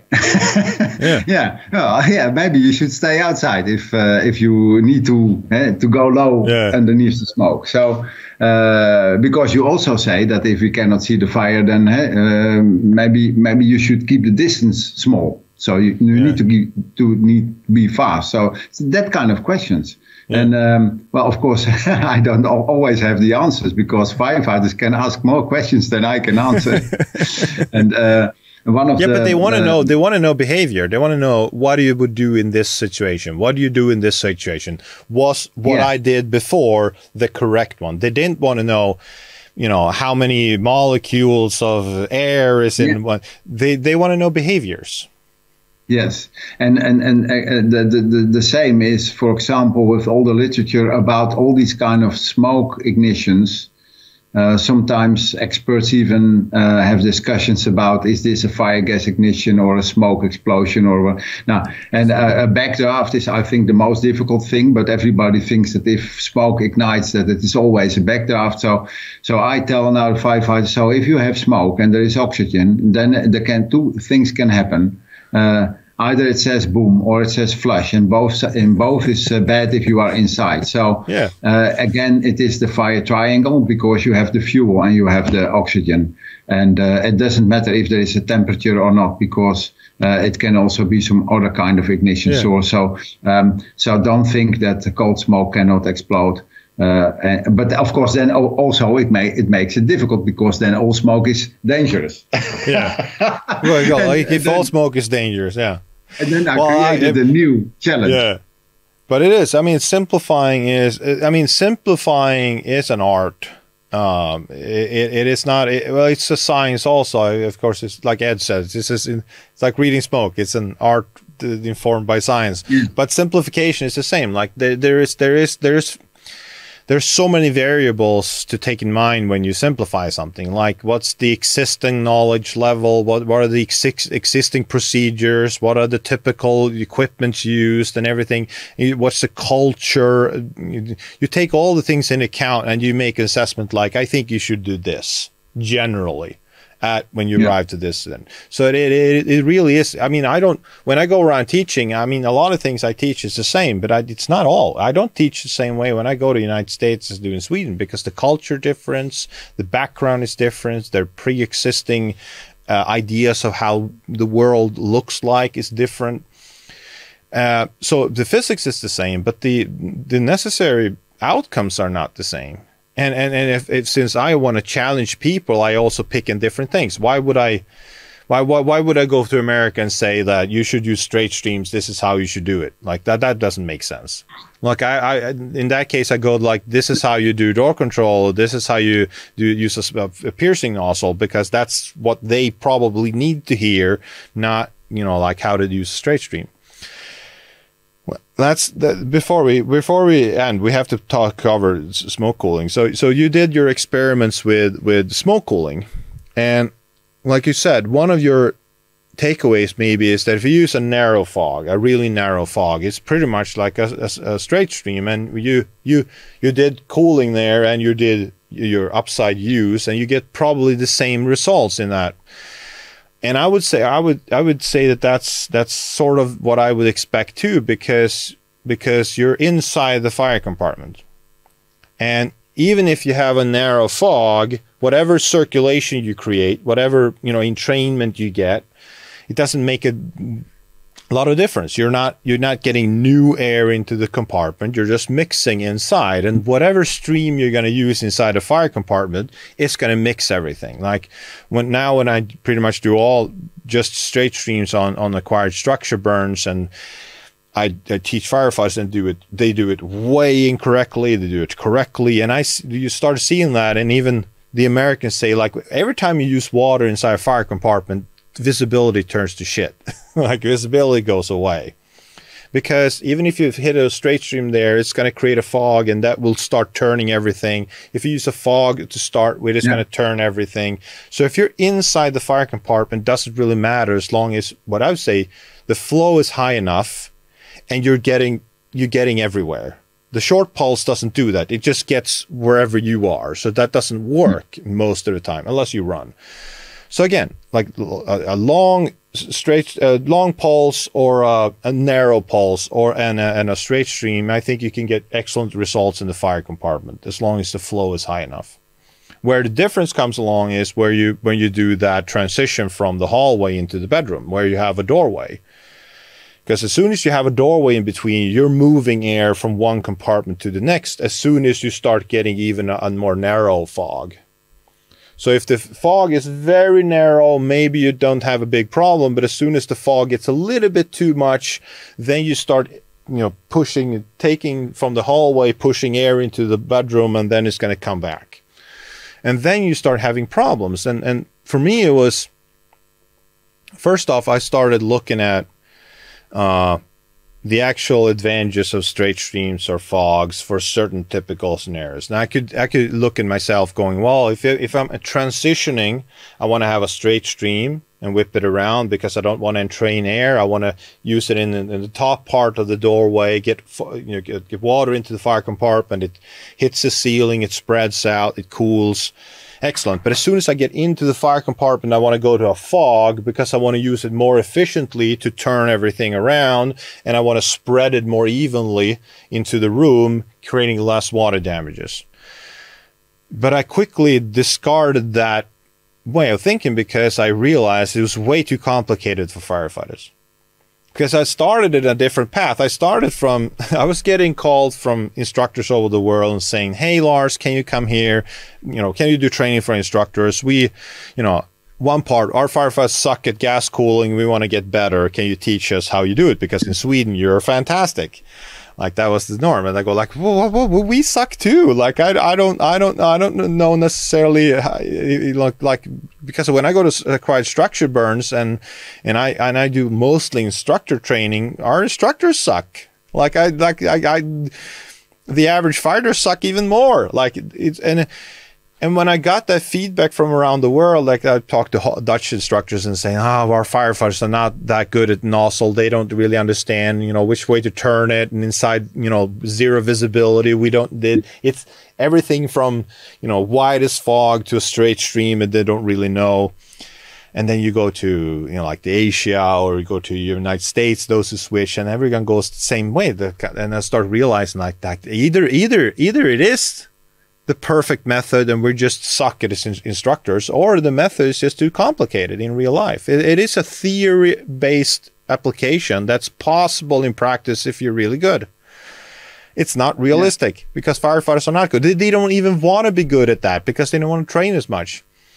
Yes. So when I put that I together, think I agree with you, because that is nice that you say so, because I also say, like, in theory it is great. It would be, in theory it works. It is the small droplets. Of course, what everything is in the books is true. Yes, but it is. But in practice, things are maybe not so black and white. Maybe there is all shades of gray in between, and in practice it has to be applicable within the frame of what we can do. We don't have specialist firefighters, and even instructors have difficulties in practice to apply what they teach. So, I remember when Hans told me that you were going to do that experiments. Hans Nieling, great guy. Yes. And he said, well, we're going to compare fog to straight stream. And I said, don't pick you or Simco or any good instructor to do the fog cooling. Pick an average firefighter from a station in Amsterdam, whatever. Get them into zero visibility. Tell them to do a certain nozzle technique and measure that. Yes. Because that's the reality. Someone's going to do a wide fog. Someone's going to do a narrow fog. Someone's going to do a straight stream anyway, because that's the... the research would be hard because you don't get consistency. You need consistency. I have a nice surprise for you, Lars. Yeah. Well, we use different instructors, so we did not follow your advice. But even then, we can prove that even instructors have a wide variety. Yeah. So the standard deviation with pulse techniques is rather big. It's massive, because nobody can explain what the perfect technique is. Like the only explaining you can get is like adequate enough, and suitable enough for the space. So I'm really interested in what you will think of our research, because we are now translating it into English. I would love to read it. And of course, we have a lot of discussions also about steam and what kind of steam, and does it burn firefighters or not? And it is, again, a proof of how you can sometimes forget things. So, for example, Stefan Svensson already told us that door control is not only keeping the door closed, but also opening it when you start extinguishing the fire, or when you open the nozzle. So that's, of course, what we also teach now. But to understand that, if you put water in the hot smoke and the water evaporates, that the temperature may decrease, but the energy is still there. Yeah, the energy is in the hot, in the steam, in the water. So as soon as that water touches a colder wall, the energy will be free, unless it can go out. So even this was something that that I started thinking of when we did these experiments, because one of my researchers said, Ricardo, we don't need to measure the temperature. We need to calculate the energy that has been taken from the smoke. And then I had to think about the discussion that we had during IFIW when we were in Sweden, when you started asking the question, what is the difference between energy and temperature? And I thought, no, this is difficult. And I still think it's difficult. So to explain for firefighters. But now I can explain, because you need to get rid of that steam. Yeah. Even if it is not visible, you need to get rid of it, because then you get rid of the energy. And until then, the energy is still there, but it is in another form. So this is really important knowledge. Of course, you already knew that, but but I think it's important. I think that's why Americans are maybe too much, but they're very flow focused. They want to have as much flow as possible. I mean, in Europe, we've optimized for pressure, and if you optimize for pressure, let's say you have a low pressure system, you're pumping at 7 bars at the nozzle, and you can get around 400 liters per minute. Above that, the nozzle reaction for an average firefighter just becomes too large. Yes. I would say probably down to 350 or something, and then the average firefighter is going to struggle to place that water efficiently because they don't have enough technique. Yeah. So that's the Americans, because we also saw that in our experiments, because we tried straight stream, 450 liters a minute. Now it went everywhere. The water went everywhere. So we decided this is, and it didn't even cool better. So no. So I think, and that's really, I think, straight stream cooling, there's a lot of research needed for defining a lot of stuff that I would love to see. But so the Americans optimized for 3 or 4 bars at the nozzle to be able to have higher flows, but at reduced pressure to keep nozzle reaction down. And then they have to, now they're building, more rigid soft hoses so they don't kink as much, because if you have only 3-4 bars, the hose kinks very easily. So you need more stiffer hose lines at lower pressures. But then you can get 600 liters or 500 liters at least with acceptable nozzle pressure. So what you get from flow that you don't get otherwise is, of course, if you flow way more water, you're vaporizing less water. If there's more water flowing over the surfaces, you don't even get to vaporization. You just get to increasing the temperature of the water a little bit, but it still stays on the ground in solid form, which creates more water damages, but it creates less steam. And they don't like steam. Now, you're going to create steam regardless. That's just the name of the game. But if you're overflowing water, if you're as the old Iowa videos from the United States, they say the problem with overcooling, they said, is that you start to condense steam back into droplet form. That was a bad thing back in the Lloyd layman's. You don't want to overcool because you lose the suppression capability of the steam itself. Now, if you take away the steam from the smoke layer, you're left with smoke again. And smoke can burn, but if it's smoke and steam, it's less likely to burn. So overcooling has a downside of making things, maybe the smoke more combustible again, even though it's colder. But if you overcool, you get rid of steam, and if you get rid of steam, you're getting less energy return to firefighters and victims. And if you, of course, if you apply copious amount of water and ventilation, you're getting rid of the smoke and the steam in the same way. But if you take, I would say, the practical outcome of the Swedish method, and fog cooling with a fog, is that firefighters don't understand how to use it. So when it's hot, they use way much more than they would need in the perfect world, which doesn't exist. But they use way more. Now they're getting in the rough in between. So if you have the Swedish system, the ideal situation here, you just use enough water just in the smoke so that the steam stays high. No problem for victims, no problem for firefighters. The smoke is not combustible, no water on the floor. If you use the American method on the other side, you get massive amounts of water on the floor. But you don't have a steam problem. You get the same account. Now, if you're bad at fog cooling, you're in the between. You use too much water for fog cooling. You get tremendous amount of steam, but you're not getting enough flow, enough cooling to condense the steam back into droplet form. So I think that a lot of firefighters are stuck in the worst part of the pyramid, which is in the between. So sort of like you go, either we're very good. We're very good at with little water, and if you don't think we can do that ideal smoke cooling, you could just go we can't go half there. We just have to go all the way over to just massively overcool. And that is what we started doing now. So I said okay, so if that straight stream method is the easiest way, of course you may have a little bit, but we are not sure whether you will really have more water damage, because you don't necessarily, you don't have to go inside that far, because whatever, if you have to go inside very far to find the fire, it is always dangerous, and we doubt if we can cool the gases enough to prevent them from igniting. So it is only for small distances, and then it would mean that you probably open the straight stream for a few seconds and you already meet the fire. So you reach the fire. So in that sense, I think that and of course, what you asked. Yes, of course, I deep in my heart as a fireman, fire officer, I think okay, but now I made it so simple, because it feels like that the pulse techniques is more professional. Yeah. Oh, I feel the same. Still.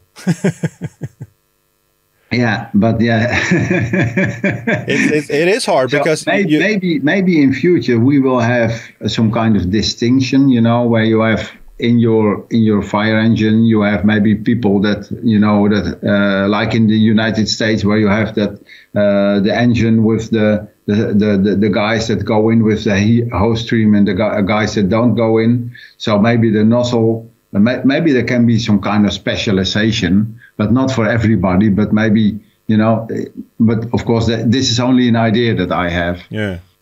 That and that's why we need to keep the profession alive and the theory and especially the ongoing challenge to learn from real fires and translate the theory to applicability. That is. What do you think the when you really start to work with the results from your smoke study? That I mean, the result is of course that straight streams work to cool gases. Mm-hmm. Now, how well they work and how in comparison to this, there's a lot more we need to learn, I would say, from research. But like it's not like it's a wet spot on the ceiling and nothing happens with the smoke. That's I was taught that, like, if you use a straight stream, it hits the ceiling, it breaks into big droplets and it falls to the ground and the smoke is still hot. That was basically what I was taught, which is really not true.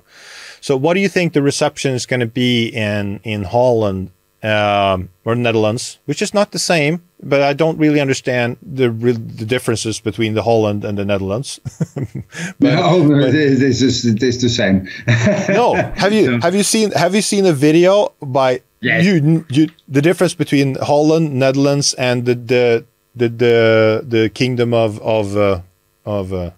what's the the kingdom? I know, because you have Holland in the west of the Netherlands. There is some provinces that is called Holland, but you can also say that the whole country is Holland, and you can also say that. So there is a difference. There is. Well, yes, of course. I often say Holland because the Netherlands sounds so long. Yeah. So it is it's like, for example, in the Dutch. I would say in the Dutch country, the Dutch. So we speak Dutch in Holland or in the Netherlands. We speak Dutch, and that sounds like German, but no. Okay, so. But the Belgians speak Dutch too, so it's a matter of fact, Lars. We had a little bit of a challenge also in that sense, because we were just actualizing our electronic learning environment for firefighters and for crew commanders. Yeah. And just when we finished our study, it had to be ready already. So we had to make a decision what to do, because the next update would be maybe in a few years. Yeah. So what are we going to do? Are we going to put in our preliminary results already now in this new update, or are we going to wait for a few years? Yeah. And we decided to put it in. So it is already, so all our new firefighters are being taught that they can also use the straight stream method. Yeah. And that's interesting. We explain it because, in our opinion, the depth of which you can go inside a building and still cool the smoke is only limited. Yeah. So, and we think that in that distance, it doesn't matter much what you do, and that the easiest way is to teach to use the straight stream. Yeah. So, and of course door control is also in there. When you open the door, then you can make a long pulse technique, and then close it again. So why would you use entrance a long procedure pulse? has still the long pulse, but when you enter and you need to cool the smoke, because you cannot put the water immediately on the fire, then we already teach. So of course, we had a lot of discussion about that, because a lot of people say yes, but we don't know about steam and that kind of thing. So and of course we watched your movies, and then somebody says, okay, yes, but Lars also, of course, manipulates a little bit the truth, because this is only in this situation where you can see that the hot smoke comes out if you use a fog stream. But we think that if you imagine that we taught the pulses and the fog streams, and that is also in a lot of situations not the right way, then we need to choose. And then we chose the straight stream. What do you think the reception is going to be in? Or what are the receptions so far when you talk to firefighters about straight stream gas cooling? No, well, the firefighters, I think that they accept it because I think that in practice, firefighters didn't cool the smoke. Yeah. That's also what I hear from a lot of instructors. And when I ask firefighters, so you did go inside, did you cool the smoke? Oh, yes, but because most of the time they were very close to the fire. Yeah. So they could most of the time put water on the fire immediately. Yeah. So, and under very difficult circumstances, when they were not able to put it directly on the fire, they forget about it. Yeah. So probably they don't see a lot of difference, and the most discussion is probably with instructors.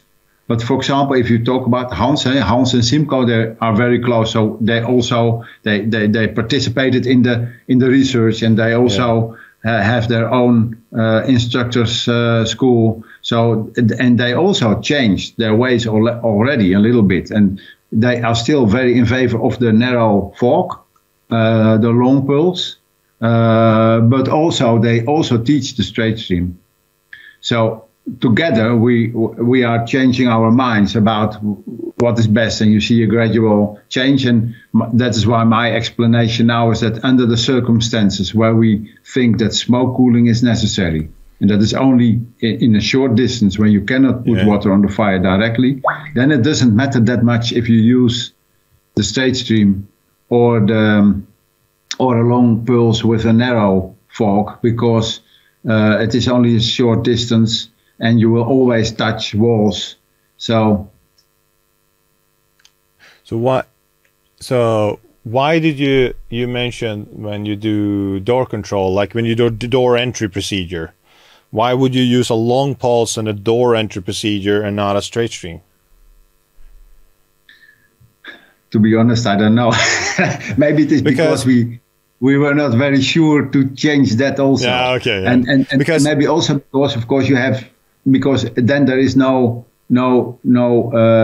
direct reason to do that. So because, of course, the smaller droplets will probably cool better, and you can close the door because you are not inside the fire room yourself at that moment. But you're injecting a lot of air. Yeah.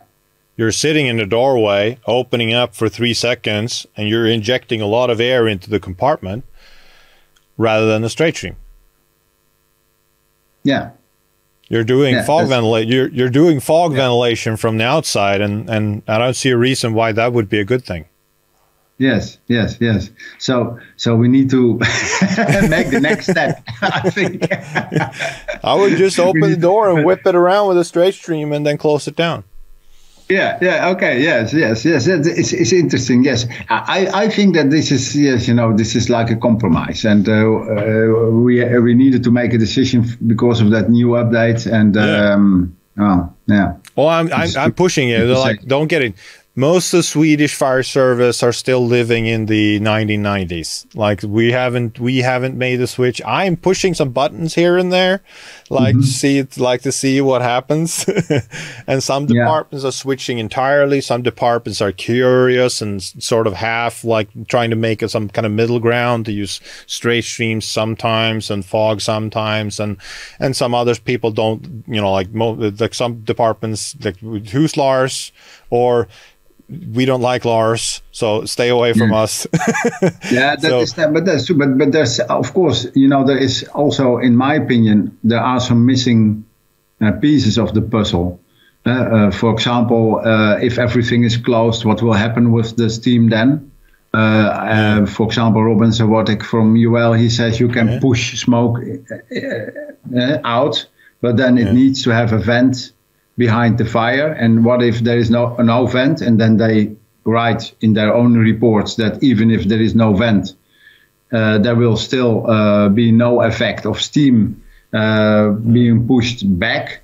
But they always have the door open behind them, so they would not close the door or partly close the door when you go in. So for me still, and for example, what we compare now is the pulse technique with, of course, a pulse with a narrow fork in the smoke. We compared it with a straight stream in the half moon method, but we did not use half moon with closing the nozzle in between while proceeding with fire. So we compare also a pulse with a continuous stream. Yeah. So maybe what will happen if you use a continuous straight stream and you, for example, you would close the nozzle, proceed and open it again, and then like that. So there is also a missing piece. So maybe is it at that moment still as good as it seems? Because we know as soon as you close the nozzle, you will see the temperature rise again.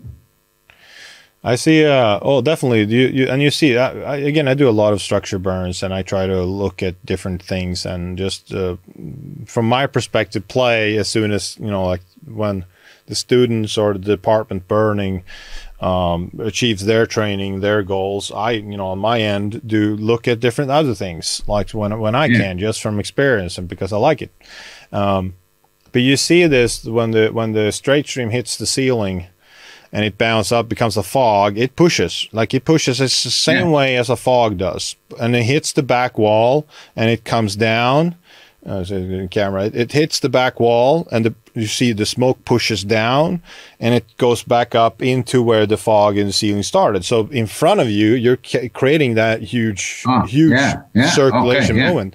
Yeah. So you will push things with a straight stream also. That's the thing that the Americans got it wrong, but where they say, oh, we're not, with a fog, you're pushing things, or you're pushing fire, for instance. Oh, you could push fire or push smoke or flaming combustion with a straight stream also. It's the same thing. It's just that the fog happens in a different place. You're always going to be left with a fog when it hits the ceiling, and that's going to push things in some direction. Yeah, okay. Hey, Lars, a question for you, because you burn a lot of real houses. Are they wooden houses or stone? There are 99% wood, which is a difference. Is a difference, of course. But you don't write reports. You are not the guy that writes reports about what you saw or what you measured. Yes. Or do you measure something? Because I'm very interested in what you learn from these real structure burns. Because in the Netherlands we never can do that. I record a ton of videos with thermal imagers and cameras, but I don't record anything. I mean, I never burn for research. I only burn for training. Mm-hmm. So we play around. Yeah. If you want to do research in Sweden, it's probably possible to find houses to burn for you. But one thing I said, like I did a lot of training in Spain and in France and so on, which have a lot more stone buildings, like in Amsterdam and so on. There's a lot more brick buildings and so on. And the first thing I said, well, a lot of times the linings is the same. Doesn't matter. I mean, in Holland, a lot of linings is still gypsum board, or it doesn't matter if the house is stone or whatever it might be. The lining on the walls, the interior is still gypsum board, so it behaves the same. But if you go to real stone buildings with stone walls, like a lot of times in Spain, for instance, it's just stone or concrete walls inside with a little bit of paint on. It makes this curve more extreme. Like either you want to be super limited with water, fine water mist, never vaporize anything on the walls, but then the walls keep hot. You're not cooling the walls. You're just cooling the gases, which is a problem because the gases will reheat instantly when you don't cool the linings. Or you want to go all the way down to flush immense amount of water over the surfaces, because the more water you flow over the surfaces, the less steam production you're going to have. If you constantly flush water over the surfaces with a stream, you're not getting the same pushback of steam. Yeah. So it's the middle ground that's problematic, especially if you're in a stone building. Now, wooden buildings and linings with wood or gypsum board are much more forgiving because they don't produce, which is also the thing with training. With training, we have damaged firefighters because it produces a tremendous amount of steam. Like I've never been inside a house burning ever, besides once when I felt steam was a big issue. And we're talking training with firefighters doing whatever. They're doing wrong techniques, massive fires. Once I felt that steam itself was a problem. I felt heat from fire and so on. And the only thing was one time we used a Cobra, and we did it in a way that high pressure water mist inside a compartment and the expansion of steam caused like seriously uncomfortableness.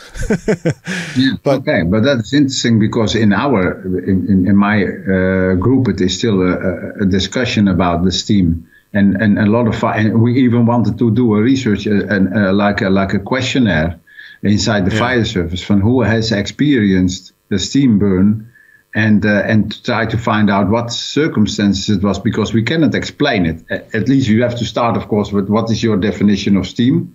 Is it the transparent, which you cannot see, which can be as a blanket around you, or is it like the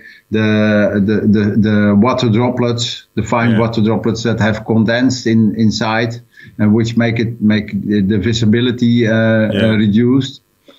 Of course, there is a lot of opinions about that, and somehow I'm not sure what they mean. No, I just know when I started burning a lot of houses that I was surprised by the lack of problems that steam created, because I was so used to burning in wood in steel containers, where steam production is a massive problem.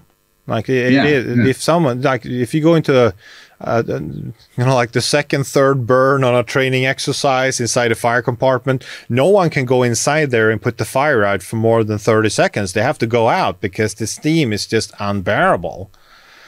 Now that doesn't happen in a fire compartment in a real fire. Like you go inside and you put fire out. Now the latest burn we did was a very small house, and we had a rocking fire because it was a very old, small, like a farm store.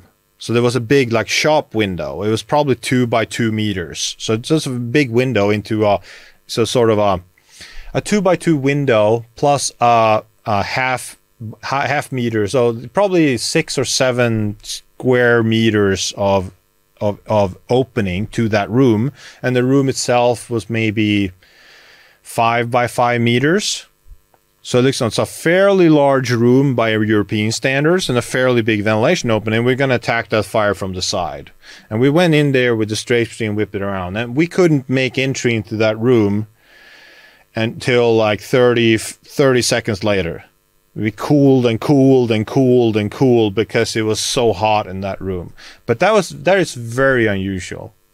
Like in normal cases when we burn and normal ventilation openings, and even if there's no ventilation openings, there's like you go inside there and you whip the stream around, and that's not a problem. The only problem I usually experience on training with that is that firefighters are not used to it burning all around you, because they go inside the room, even if they use straight stream or fog or whatever they use, they always cool in front of them. And then when they get into the fire compartment, they only cool in front of them. Because in training, the fire is always over there. It's never there or there or there. So when you go inside a fire compartment, you have to like teach them before, like you have to turn your nozzle on the backside of it, because you need to extinguish here, you need to extinguish there and there, because the last place in all the rooms that we burn is behind the door. That's the last place where you have fire. So you always have fire behind the door, and they extinguish everything, and you have to like poke them on the shoulder, like you have to put the fire, and there's fire like raging over their heads because they don't put water behind the door. Yeah. But that is a completely flash-overed fire then. Because the window was broken probably then. Yeah. Oh, it's rocking fire, flames from ceiling to like there was nothing else but like fire in there. Yeah, and that's of course because the construction also burned. Yeah. Oh, the wooden walls and ton of furniture and so fun. But that was part-time firefighters, and some of them had like half a year on the job. So I did training with them, and that we usually do to make them experience what it is. And they were going like, and I'm going, whip it around and whip it around. I think there's a lot of firefighters that want to do that training too. Yeah, well, I've thought about it doing. See if I can get houses in Sweden, which I probably can, and doing courses for international instructors coming to do real acquired structure burns. But there's a lot of problems, and it would be very expensive in terms of courses and so on. But I've thought about doing that because I know there's a lot of interest coming here, and just doing that because Sweden is one of the countries that we're still allowed to do that, and Norway does a lot. So Norway and Sweden does a lot of acquired structures. And you let them try the pulse techniques, the fog techniques, as well as the straight stream. It depends on. Sometimes I just join a burn that the department themselves is doing. So I'm just there to take videos of whatever happens. Sometimes I go like, ooh, I wouldn't do that. And sometimes I run the training. So in that case, I set up the scenarios, and it depends on what the department want to train. So if the department says we want to practice on fog cooling, then we'll do fog cooling. If the department says, hey, we want to train in whatever you feel you want to train, then we do maybe different trials and so on. Yeah. But for if you do instructors, then we do more playing around. We play with fog versus straight stream. We play with different things and see what happens if there's, what happens if we do it errorly and so on. But if it's end user training, meaning the firefighters on the line, I tend to do, this is how I think you should do it, and this is the only thing we train. Because I don't want to replicate, I don't want them to train the wrong thing. I want them to train the right thing. So in that case, we never play around. We do, like the training I did here.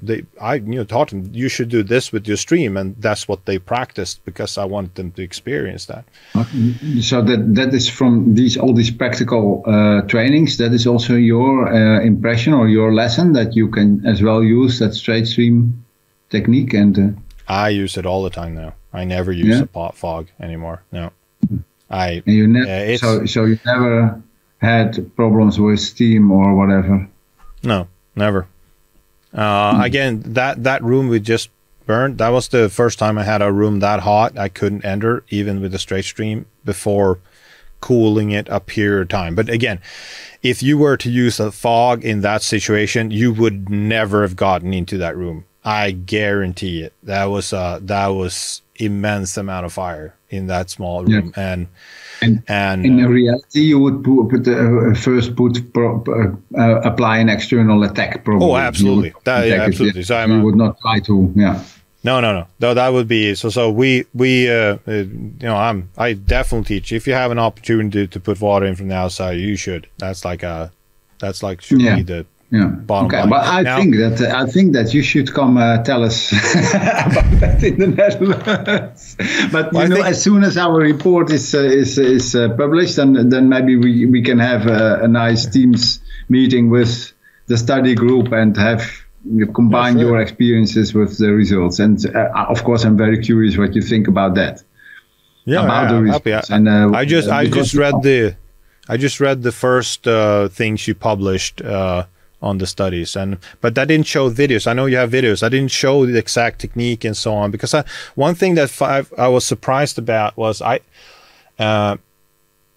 thought I was going to see more cooling of the actual fire compartment around the corner with the straight stream. I thought there would be more cooling of that. I thought there would be more splashes. So I was curious about where did the stream actually hit the ceiling, for instance. Where did it? Because I thought it would be more water that bounced around the corner if you were to do the U-shape. So that was the thing that surprised me and intrigued me. So I'm interested in that. That's interesting. Yeah, but we should discuss that also with the researchers, because of course we have movies of all these experiments inside thermal image cameras, but also normal cameras. And I remember from the results that we did see an effect on the fire, but when I tried to draw that conclusion, I remember that one of my researchers said, "No, Ricardo, you are too fast. You cannot draw that conclusion." And of course, in my mind is also, of course, the connection with the latest research in the acquired buildings that UL did. Yeah. Where I was surprised that even when they open the front door, leave it open, and the fire is on the first floor in the bedroom, and when they start using the straight stream, when they are on the underneath the staircase, they're just going up the staircase, and they already see a major effect in the fire room.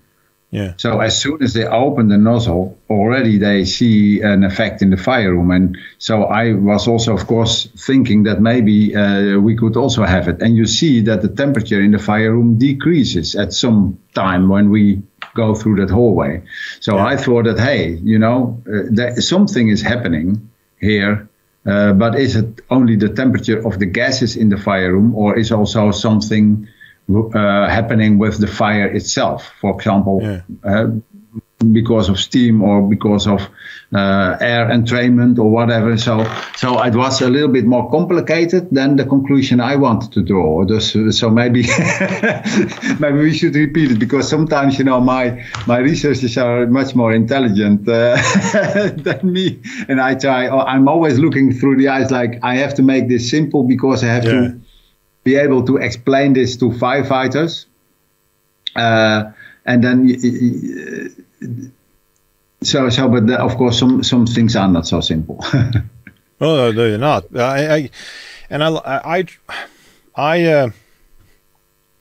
try to, like, when I train, it was a hard decision for me to switch to straight streams, because a while after I was personally convinced, I struggle with, should I teach the things I have where sort of I can point to data, which is the old method where the theories and everything, the books and everything, or should I teach to where my personal belief has gone, which I think with my own theories or so on, and together with enormous amount of anecdotal evidence from America and so on. I mean, it's not something like I just invented straight stream gas cooling. Maybe I've polished the theory of it because it was in America. One problem I had with America is that nobody understood what they were doing. They just know it worked. Like, that was the problem I had in America. Like, so like they couldn't explain anything about how straight streams work or fire. When I went around in America and talked to the average firefighter, they just know that that was what they've been taught, and they thought it worked. Which is no difference in you know, like in Sweden. You know, like people go like, I've been taught this and I think it works. So I didn't pay much attention to it. But anyway, so I struggled for a long time to, like, when do I make the switch? How much evidence do I need to back up my claims in terms of being to point to data? But I reached a point where I felt I see too much problem with where we are right now to not switch, even though I felt and still feel that the lack of validated data from research is there, which I love, because what you showed was another piece of the puzzle, of course, showing data that we get gas cooling from straight streams. And are there, of course, situations where we don't have data for, like how much does it apply in the fire compartment? Well, you have UL data on how it works, and that it works sort of. And so for me, making the switch became a necessity before I was before someone else told me to switch because they saw it in the data. I made that decision myself, but I could, because I don't represent anybody besides myself. Yeah, that's of course easy, but I recognize that indeed that what is the moment where you can decide that this is now I make the change, and to I don't know how much time we have, but so I of course I saw your movie with Mats Rosander over about the layman technique, and I thought, hey, this is interesting. And like he said, like, okay, so most of the time it worked, but sometimes it didn't work. And then I started looking into the literature. And at the same time, we had a discussion after we finished our experiments, and the preliminary results showed that, the cooling was as good and maybe even better with a straight stream than with the pulses. And also what we saw was that underneath 150 centimeter, there was no increase of temperature. So what people also say is like, so when you create a lot of steam, the smoke layer will decrease or will go down, and it will create a lot of heat on the firefighter. We didn't see it. No. So, but still, of course, some of our instructors said that, yes, but we have still the matter of the steam. So I started looking into literature, and as a matter of fact, I think that there is only two real experiments, and they were in the 50s, amongst others, Lehman, and he intended it as an external attack. Yeah. So not internal. Of course, he made the mistake himself, suggesting that it might be also applicable for an internal attack. But the book where he writes it is only available in some libraries. And so I even mailed with Steve Kerber some time ago, and asked him, can you maybe give me that book? Because he said, it's, you don't need to read the book because his experiments were in a steel ship. Yeah. So there is only few experiments really being done, but all under circumstances that we are not in. In fact, there is no scientific evidence for either, and also not for steam. But still, it intrigues me very much how it is possible that so many firefighters tell me about the steam. And one of the strangest thing that happened to me, I was in a funeral from a colleague, a firefighter, and I met an old crew commander, which I know from when I just started as a fire officer in Amsterdam, and he is already on pension for a very long time. And I said, well, I'm doing interesting research. He says, yes, very interesting. I said, yes, but the steam. He said, no problem. The steam you only get if you use not enough water. So if you use enough water, you won't get steam. So I was surprised, because I would say, the more water, the more steam. But and he is an experienced crew commander, and he didn't do any research, but he tells me. So I think that steam is still a very intriguing. Why? I mean, it is a very important part of the puzzle. But I think that what played a part in, for instance, Sweden, we went from Lloyd Lehman internal attack. Like, I mean, that was the standard, but it was 75 liters per minute. It was not cool smoke. Wait until you see the hot stuff and then whip it around, create steam, and then hunker down. And that's why and the door was closed. The door was closed. Yeah. So, and then that's why the Swedish developed the exterior hood. I mean, you first have the interior flash hood, which Sweden was pretty much the earliest almost. And then you had the exterior hood over the helmet, which Sweden developed in the 80s, 90s. That was because, that was 80s, maybe before. Well, anyway, you developed that because when you did that attack, you wanted to be lower than the floor. You basically want to go as low as possible. And you just want to lay down on the floor because it was so hot because of all the steam. But in America, we jumped from that to cooling gases with a fog. We never passed the stage where we just said 75 liters is not enough. Start earlier, cool the smoke even before it gets super hot, and whip it around with 500 liters per minute, so that you never get to the point where you created a lot of steam. We never passed that stadium. We never had that in the Swedish fire service like the Americans had. So the Swedish service has no concept of what it means to use a lot of water with straight streams.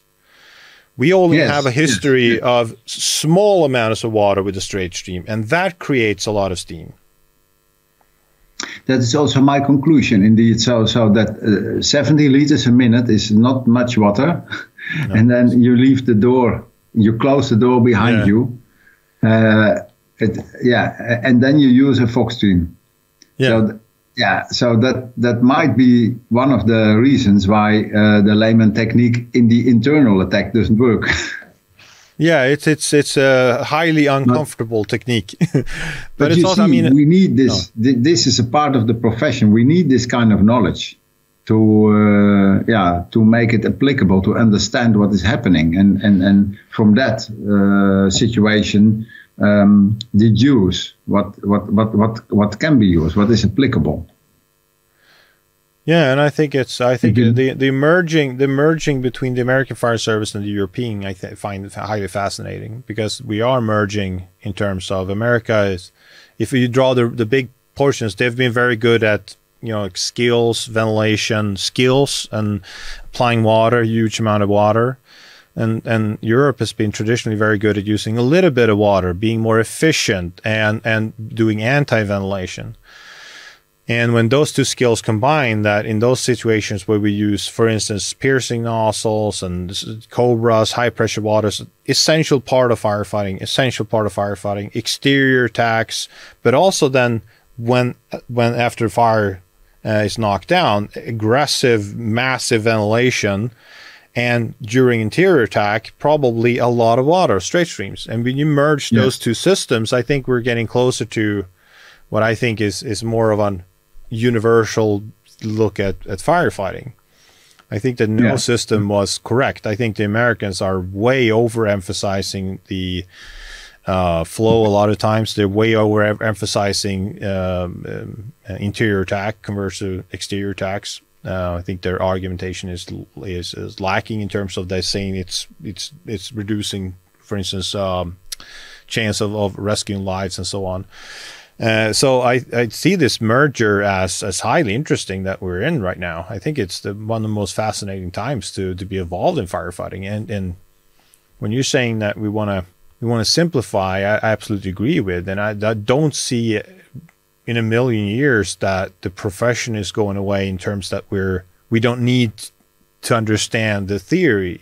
I mean, we have many years left of trying to understand it before we can automate it into robots, because that's the next step, right? Because we can't automate it into robots. We can't write software into robots. Even if we can solve them mechanically, we can't write software for them until we understand it, and we're not close to understanding it still. So we have a lot of, even if mechanically we can replace firefighters in basically today with robots, at least depending on the complexity of the apartment and so on, we're not nearly enough there in terms of replacing the software, in terms of understanding how they should behave with their nozzle and when to spray water, not to, for instance, in that case, well, maybe the machine doesn't care about steam, but the victims surely do. So like how much should you apply? And of course, the structure, if we want to save property, don't want to have too much water damages, or even if we don't care about the structure, we don't want to have a huge amount of water going down into the drinking water, which is contaminated. So we still have limitations to what we can do in terms of just drowning the building with water, which is a horrible way of looking at firefighting, which is a lot of American fire departments say we don't care about the building, so we don't care about the environment. And go like, that's just not, that's not something we can do. Yeah, but even that is, of course, under discussion, because the question is, do you really use so much more water when you use straight streams? No, you don't. No. Because maybe the fire is out easier with a straight stream and a little bit more water, a bigger flow. Yeah, you can have a lot of bigger flow for a shorter period of time and create a better outcome than using a little bit of water for a longer period of time. So absolutely. Yeah. And again, I burn houses. Again, I don't do research, but when I burn houses, there's not we do straight streams all the time. There's not a, like the water flowing out of the building like you see on some American, like videos like where they drown a building and there's just rivers of water flowing out. You don't need that. Then you're spraying water where it doesn't need to go, which is horrible. When we do straight stream, we don't have water on the floor. We're not contaminating the environment because there's water everywhere and pollutants running to the ground. The water stays in the building. And if we apply too much, there's small puddles on the floor. But generally, if you do an interior attack, there's no water on the floor, or at least not more than it would be if we use fog, I would say. So it is. I think it's a misconception that you create a lot of water damages. But I think it's a very important discussion to have, because that's the preconceived idea that is a necessity or a definite outcome of switching to straight streams, that you're automatically going to create a lot of water damages. Yes, so there is a lot of myths about that.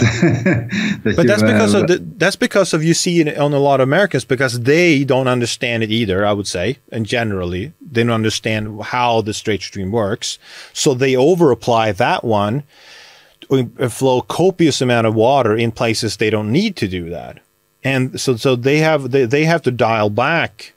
A lot of times they have to dial back how much water they use, and we have generally in Europe we have to increase it to find how. Now, again, I'm oversimplifying America. Also, they're all over the place, just like Europe is all over the place. But generally. Yes. You don't see, I have never seen a fire in Europe on a video anywhere in Europe where there's water flowing out of the building, unless it is a surround and drown and just massive streams from the outside. But you've seen that a lot. When the building is completely engulfed, maybe yes.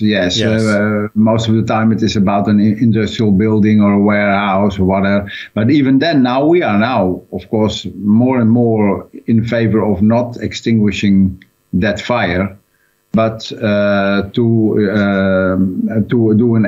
what we call defensive exterior. So we will protect the environment, and that is also one of the techniques that we were not taught. I remember the first time that I had such a fire, I didn't know what to do, because we weren't taught how to do that kind of things. We were taught to go inside and put out fires, but if that doesn't work, so now of course we also teach firefighters that they should cool the walls of the buildings that are to be protected, instead of putting droplets between. A water curtain between the buildings. And not put the water inside the on the fire, because you will probably not extinguish it.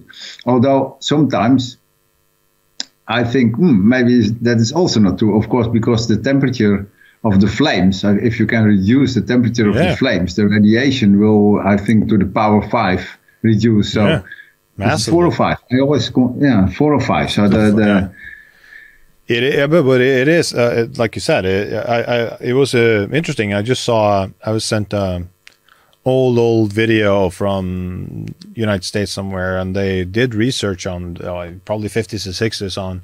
They put a master stream with a fog into the smoke column from a big building, and they measured like the radiation reduction in not actually on the building, like into the smoke column just above the house. So the house is burning here, just above the, and how much they reduced the radiation coming from the fire just by doing that. Yeah, I would like that kind of experiment sometime, because indeed, if you would be able, by using another technique than you normally would do. Normally they would put probably a straight stream from a monitor from up from the truck ladder and put it in the fire. But if you would, for example, move it more like this in the flames, there may be, or in the smoke or in the flames, don't matter. But and you can reduce the. I don't know if you can reduce the temperature, but we know that the radiation will decrease. a lot. So, well, so maybe interesting. So what is maybe they didn't do it that bad after all. No, there's a lot of good. I mean, back in the 50s and 60s, then you'd imagine like everybody knew that. No, there was just a few people knew about those research studies in the 50s and so on. They didn't have the potential to spread information like we have today. So there was pockets of well-informed people, different places, but overall, the spread of information was harder back then. What's the next thing that's going to happen with at IFV? The next research we will do. You mean? What's the next research, or what's the next project, or what you're working on right now? Well, we have kind of these big experiments that we did. At the moment, we do not have plans for such a big experiment again. But I'm at the moment more in favor of learning from practice. We have still two big questions, I think. No, three. So the first one is the smoke explosions. I think that, when I talk to people from outside the Netherlands, nobody recognizes this problem. But we still have a lot of warehouses where we have the canal plates and the EPS and the bitumen roofs. And we see smoke explosions. That is, for me, it is like a Russian roulette. So it makes me a little bit frightened, and also the firefighters frightened. But can we go inside even when it is cold? So how can we recognize if the danger exists or not? And what can we do to prevent such an explosion? So, but of course, this is almost impossible to create such a situation in an experiment. So we try to learn from practice, and we collect all the cases where it happens and try to explain what happens, to try to find the indicators, so firefighters can decide is it safe or not to go in. Because these smoke explosions always happen in the compartment where there is no fire. Yeah. And we have that defensive internal attack, which means that you try to prevent the fire spread from one compartment to another. So we need to go in that compartment. But if it is dangerous, then because a smoke explosion might occur, then it is not such a good strategy. So that's what we try to find out in practice. We collect these cases where it happens and try to learn from that.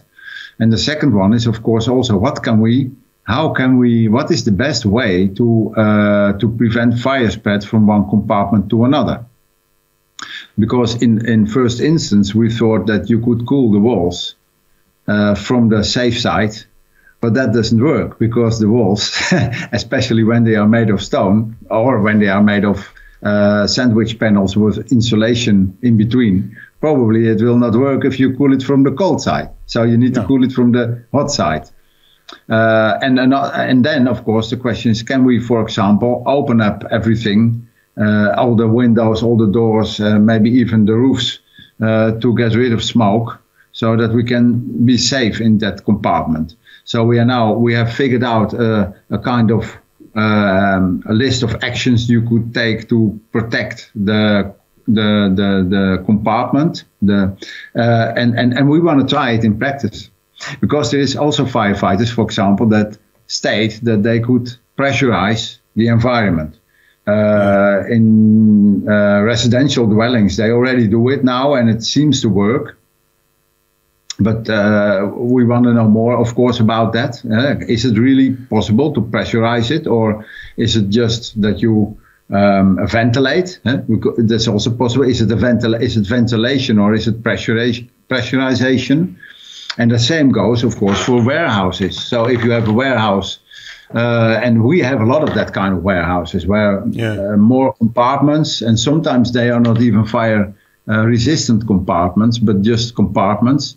And at the moment, we think it's too dangerous to go inside. So many of these buildings will burn down to the ground, because they are considered from the fire prevention point of view as being one fire compartment. Yeah. So we have now figured out what kind of actions could you take to prevent fire spread, and now we wanted to try that in practice.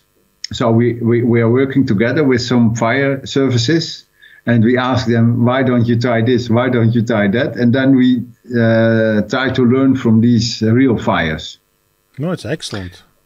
And the third thing is now the high rises. So the board of fire chiefs, they also see now that especially in the west of the Netherlands, we have now, it is really growing, so many high rises, and we know that probably if there is a fire in that high rise, firefighters will have a big problem, because how are you going to reach the fire, and what kind of fire prevention measures are being taken, and are they sufficient to facilitate firefighting?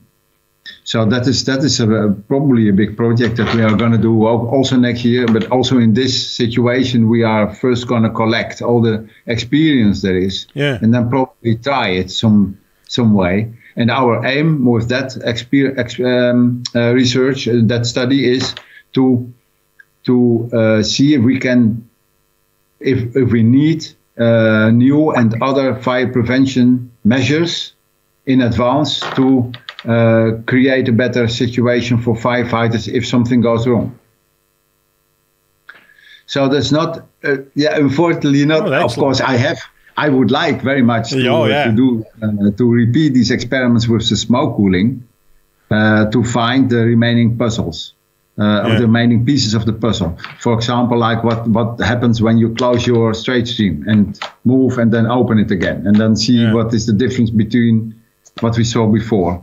And also, but that is a little bit dangerous, what happens when you open and close door. Because we now left the door open, and everybody says, but if you do this with a closed door, you will have a big problem. But I have a little bit lack of money, so I need somebody don't we that all wants to have a lack of money? This, Well, excellent. I really enjoyed this talk, Ricardo. Yes.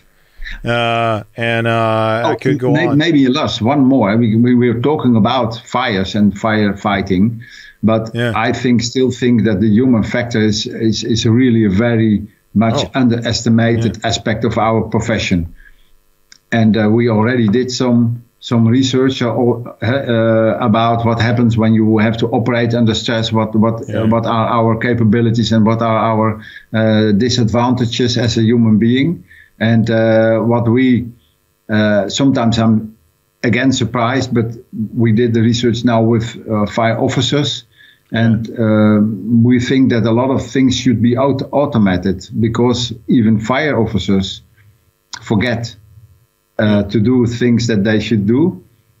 And what we also see is that our training probably is much less effective than coaching on the job.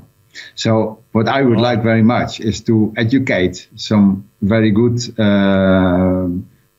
evaluators who know a lot about fires and also know a lot about human factors. And try to train officers on the job. But of course, this is only side, because I just wanted to mention that I don't see many countries that take into account what are the possibilities and the disadvantages of the human being in this kind of situations. And the more we learn about that, the more we are able to help firefighters and crew commanders to make the right decisions. I have a dream. If I were have the fire service of my own, of sufficient size to be able to do this, I would love to have instructors that work on the training field. Might also be operational, so they spend half of the time being instructors and half of the times being officers or firefighters. But that they are required, not just they're obligated to, if there's a fire call within that city, if they don't have anything else to do that they have to do, that they should respond to the call and do on the scene coaching. That has been my dream for many years. Yeah. So I would love to see the instructors we say should be, at least, be the best, that they go out to the place where there's an incident and they fill up, they go alongside the firefighters, they go alongside the officer, they go alongside, crew commanders, and they coach in real time, which will give us two things. Well, one, the ability, that would of be course. Very nice, yes. Oh, yeah. And, what we do now, what we did the last experiment, of course, I don't know if we have time, but the last experiment we did was that we trained officers, and if they were at the place of the fire, they shouldn't do nothing, so they're just an observer. Yeah. And doing nothing doesn't mean doing nothing, but they observe, and that is a very important task. Oh, absolutely. And what are they looking for? They are looking for deviations of the normal. And if they see a deviation and they should do something, then they should call another observer. Yeah. But this is really very difficult for people to do this. We have in my old fire department, which I worked for before I moved, there actually was implemented that on every fire, basically, where there was more than 2 units, there was senior command. So there was, let's say there was a house fire. You would typically get 2 fire engines maybe, so 10 firefighters maybe, and you would get, in that case, 2 crew commanders. And then above that, you would get an incident commander that would run the scene, because every time you have more than 1 unit, we would send 1 incident commander. But on top of that, there would be 2 more senior command, which is a lot of senior command. But one of those would be obligated to do nothing but, as we said, kick gravel. Yeah. So they had operationally, their responsibility was to kick gravel, meaning they would go around and look for things that, exactly as you said, they weren't the safety officer. That's a different function you can have. They won't look fake. They will look at, let's just go around, look at things like, is it, does it look the way it should look? Is there things we're missing? Are people doing what they're supposed to do? Are the orders given actually executed? So they were just kidding, because that is not possible to do unless you have nothing to do. Because if you have something to do, and as soon as you intervene, then you should have another observer. So that is, and of course, what you say is also my dream, but. You see that most of the fire officers are not educated to do this kind of evaluations. No. So you have to have the knowledge, the knowledge about fires and fire development, and you have to have the skills to, let's say, without judgment, observe and give feedback, and that is something that we are not really trained in. We need to train people that can do that, and because you need to have what I call authority. Yeah, and the authority has to be given to you by the people that you coach, and otherwise it will not work, I think. Or the only alternative, I agree, authority. But the other alternative is that you just have to be really very good at asking questions. Yes, but that is also not a skill that is very hard. But if you just go if you go on a training exercise or something where you could be a little bit more devious than you of course could be on a real call, but you can go should it really look like that over there? Oh, what is that guy doing over there? Or, what do you think would happen if you did this? If you go like that on training, that forces them, of course, to reflect on something, and they can reevaluate something or something. So if you're just good at asking questions, you don't necessarily have to come up with sort of your own opinion or something, do this or that or that. You just go around and what would happen if you do this? Or aren't you in training air when you do that?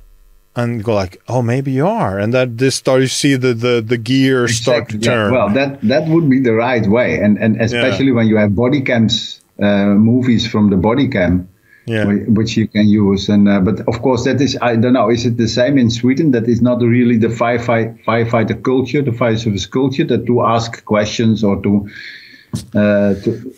No. It is. I mean, Sweden is a fairly. We like to say that there's a high ceiling, and we like to say that there's an open culture. But I would say there's not. I would say it's like most countries. People don't want to have conflict with each other. Like most people do not want conflict. So we avoid conflict like the plague. And that causes that, since people don't want to have conflict generally, we tend not to ask questions that we might lead to conflict. That just, I think it's human nature. I think it's everywhere. I think that is another misconception, because, probably it is possible without fighting, still learning, to learn without fighting. Oh, yeah, and without.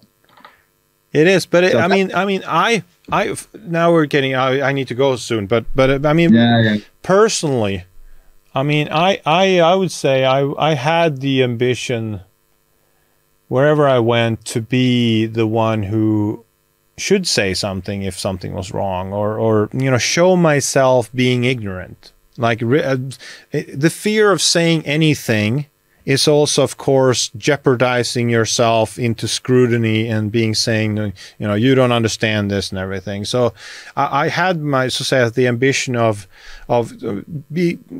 step in front of the line, say what you think, and risk being wrong, risk offending someone, if that is the case, but not with, of course, the intent to offend anyone. But anyway, I would say that my lesson learned was people do shoot the messenger. It's simply, I think it's inevitable. People will shoot the messenger. So I stopped wanting to be the messenger. I would say I stopped being the ideal version of what I thought I should be, and I still am. I do not at all seek conflict to the extent I thought I should do, because I don't have the energy to wrap things into a package where people can accept it without having too much problem. Like, because you have to package everything when you say something like, how should I confront this person with this thing, and you have to package it somewhere, and that takes energy. Like the alternative is to not package it and create conflict, or someone gets sad or whatever it might be, and it's just hard for everyone. And the baseline is the other path is not to say anything, and it saddens me to say that, but I choose that actively more and more, I would say. Because it depends on the situation, I think. Also, if you have a safe situation and you know each other, then you can do it. But indeed, with totally stranger people, you are not gonna seek that conflict. Most people don't. I think it's a misconception. Most people say they want to hear what errors they make. That is utter baloney. That is utter bullshit. Most people are not interested in hearing what they do wrong. That is my experience. They're not interested because it's hard to hear that you do wrong. They go instantly into defensive mode, and I do the same thing. I am throwing stone. I constantly find myself looking at myself from third view and going like, why did I go into defensive mode instantly when somebody asked me something? Because I'm trying to justify my own views. It's so natural, and it's so hard. The only reason I change is because I hate being wrong more than I hate changing. So when somebody tells me something, or I realize something that forces me to change myself, it hurts, because it's part of recognizing I was wrong before. That's just the nature of the game. All change is part recognizing I was wrong before. And those that say they love to change, bullshit. Nobody loves to change. But some people hate to be wrong more than they hate to change. And those are the ones who love to change or love to challenge themselves or appreciate feedback. Yes, and but of course we don't have time. But I still think, my principle, basic principle is that firefighters never do something wrong, because they are professionals and they really want to do it the best they can. So that from that point of view, it is safe to talk about how could we do it better. And that's why I want to learn from fires that went well instead of from fires that didn't well. Because then you don't have to wrap it up in a nice package. Because, of course, you go into defense when you know that something went wrong and somebody is going to tell you. Because you already know that something went wrong. So, and you hate that. So that's because you are a professional, I think. Because you don't want to do something wrong. Yeah, it comes from a good place. And I'm just way more cautious than I was before into giving my opinions to people or thoughts to people that are directly influenced by them, that don't appreciate it. Okay, yes. If you have that kind of people, yes, then of course, but then somebody is not in the learning stage. But you have to be in the learning stage. You have to get into the learning stage by actively seeking out your faults, like your misconceptions. I went around for many years thinking that X was true, and I had no reason to believe X was not true. You go around, and then boom, something hits you, and you realize X is not true, and it hurts. But I find that in most places, I have to actively, like a researcher, sort of like go to I think X is true. Is it really true? I like to go poke on it with a stick until it breaks. Does it break? And if I don't do that, it will not change. But I'm so scared of being wrong that I'd rather poke on it until it breaks and it hurts than being wrong. That's just it's not the seeking of pleasure. It's the avoidance of discomfort. It's the avoidance of pain that is the driving force. That's possible, of course. Yes. I think that's more a true statement. Because firefighter culture is also a very interesting subject to research. Why do we do what we do? And how?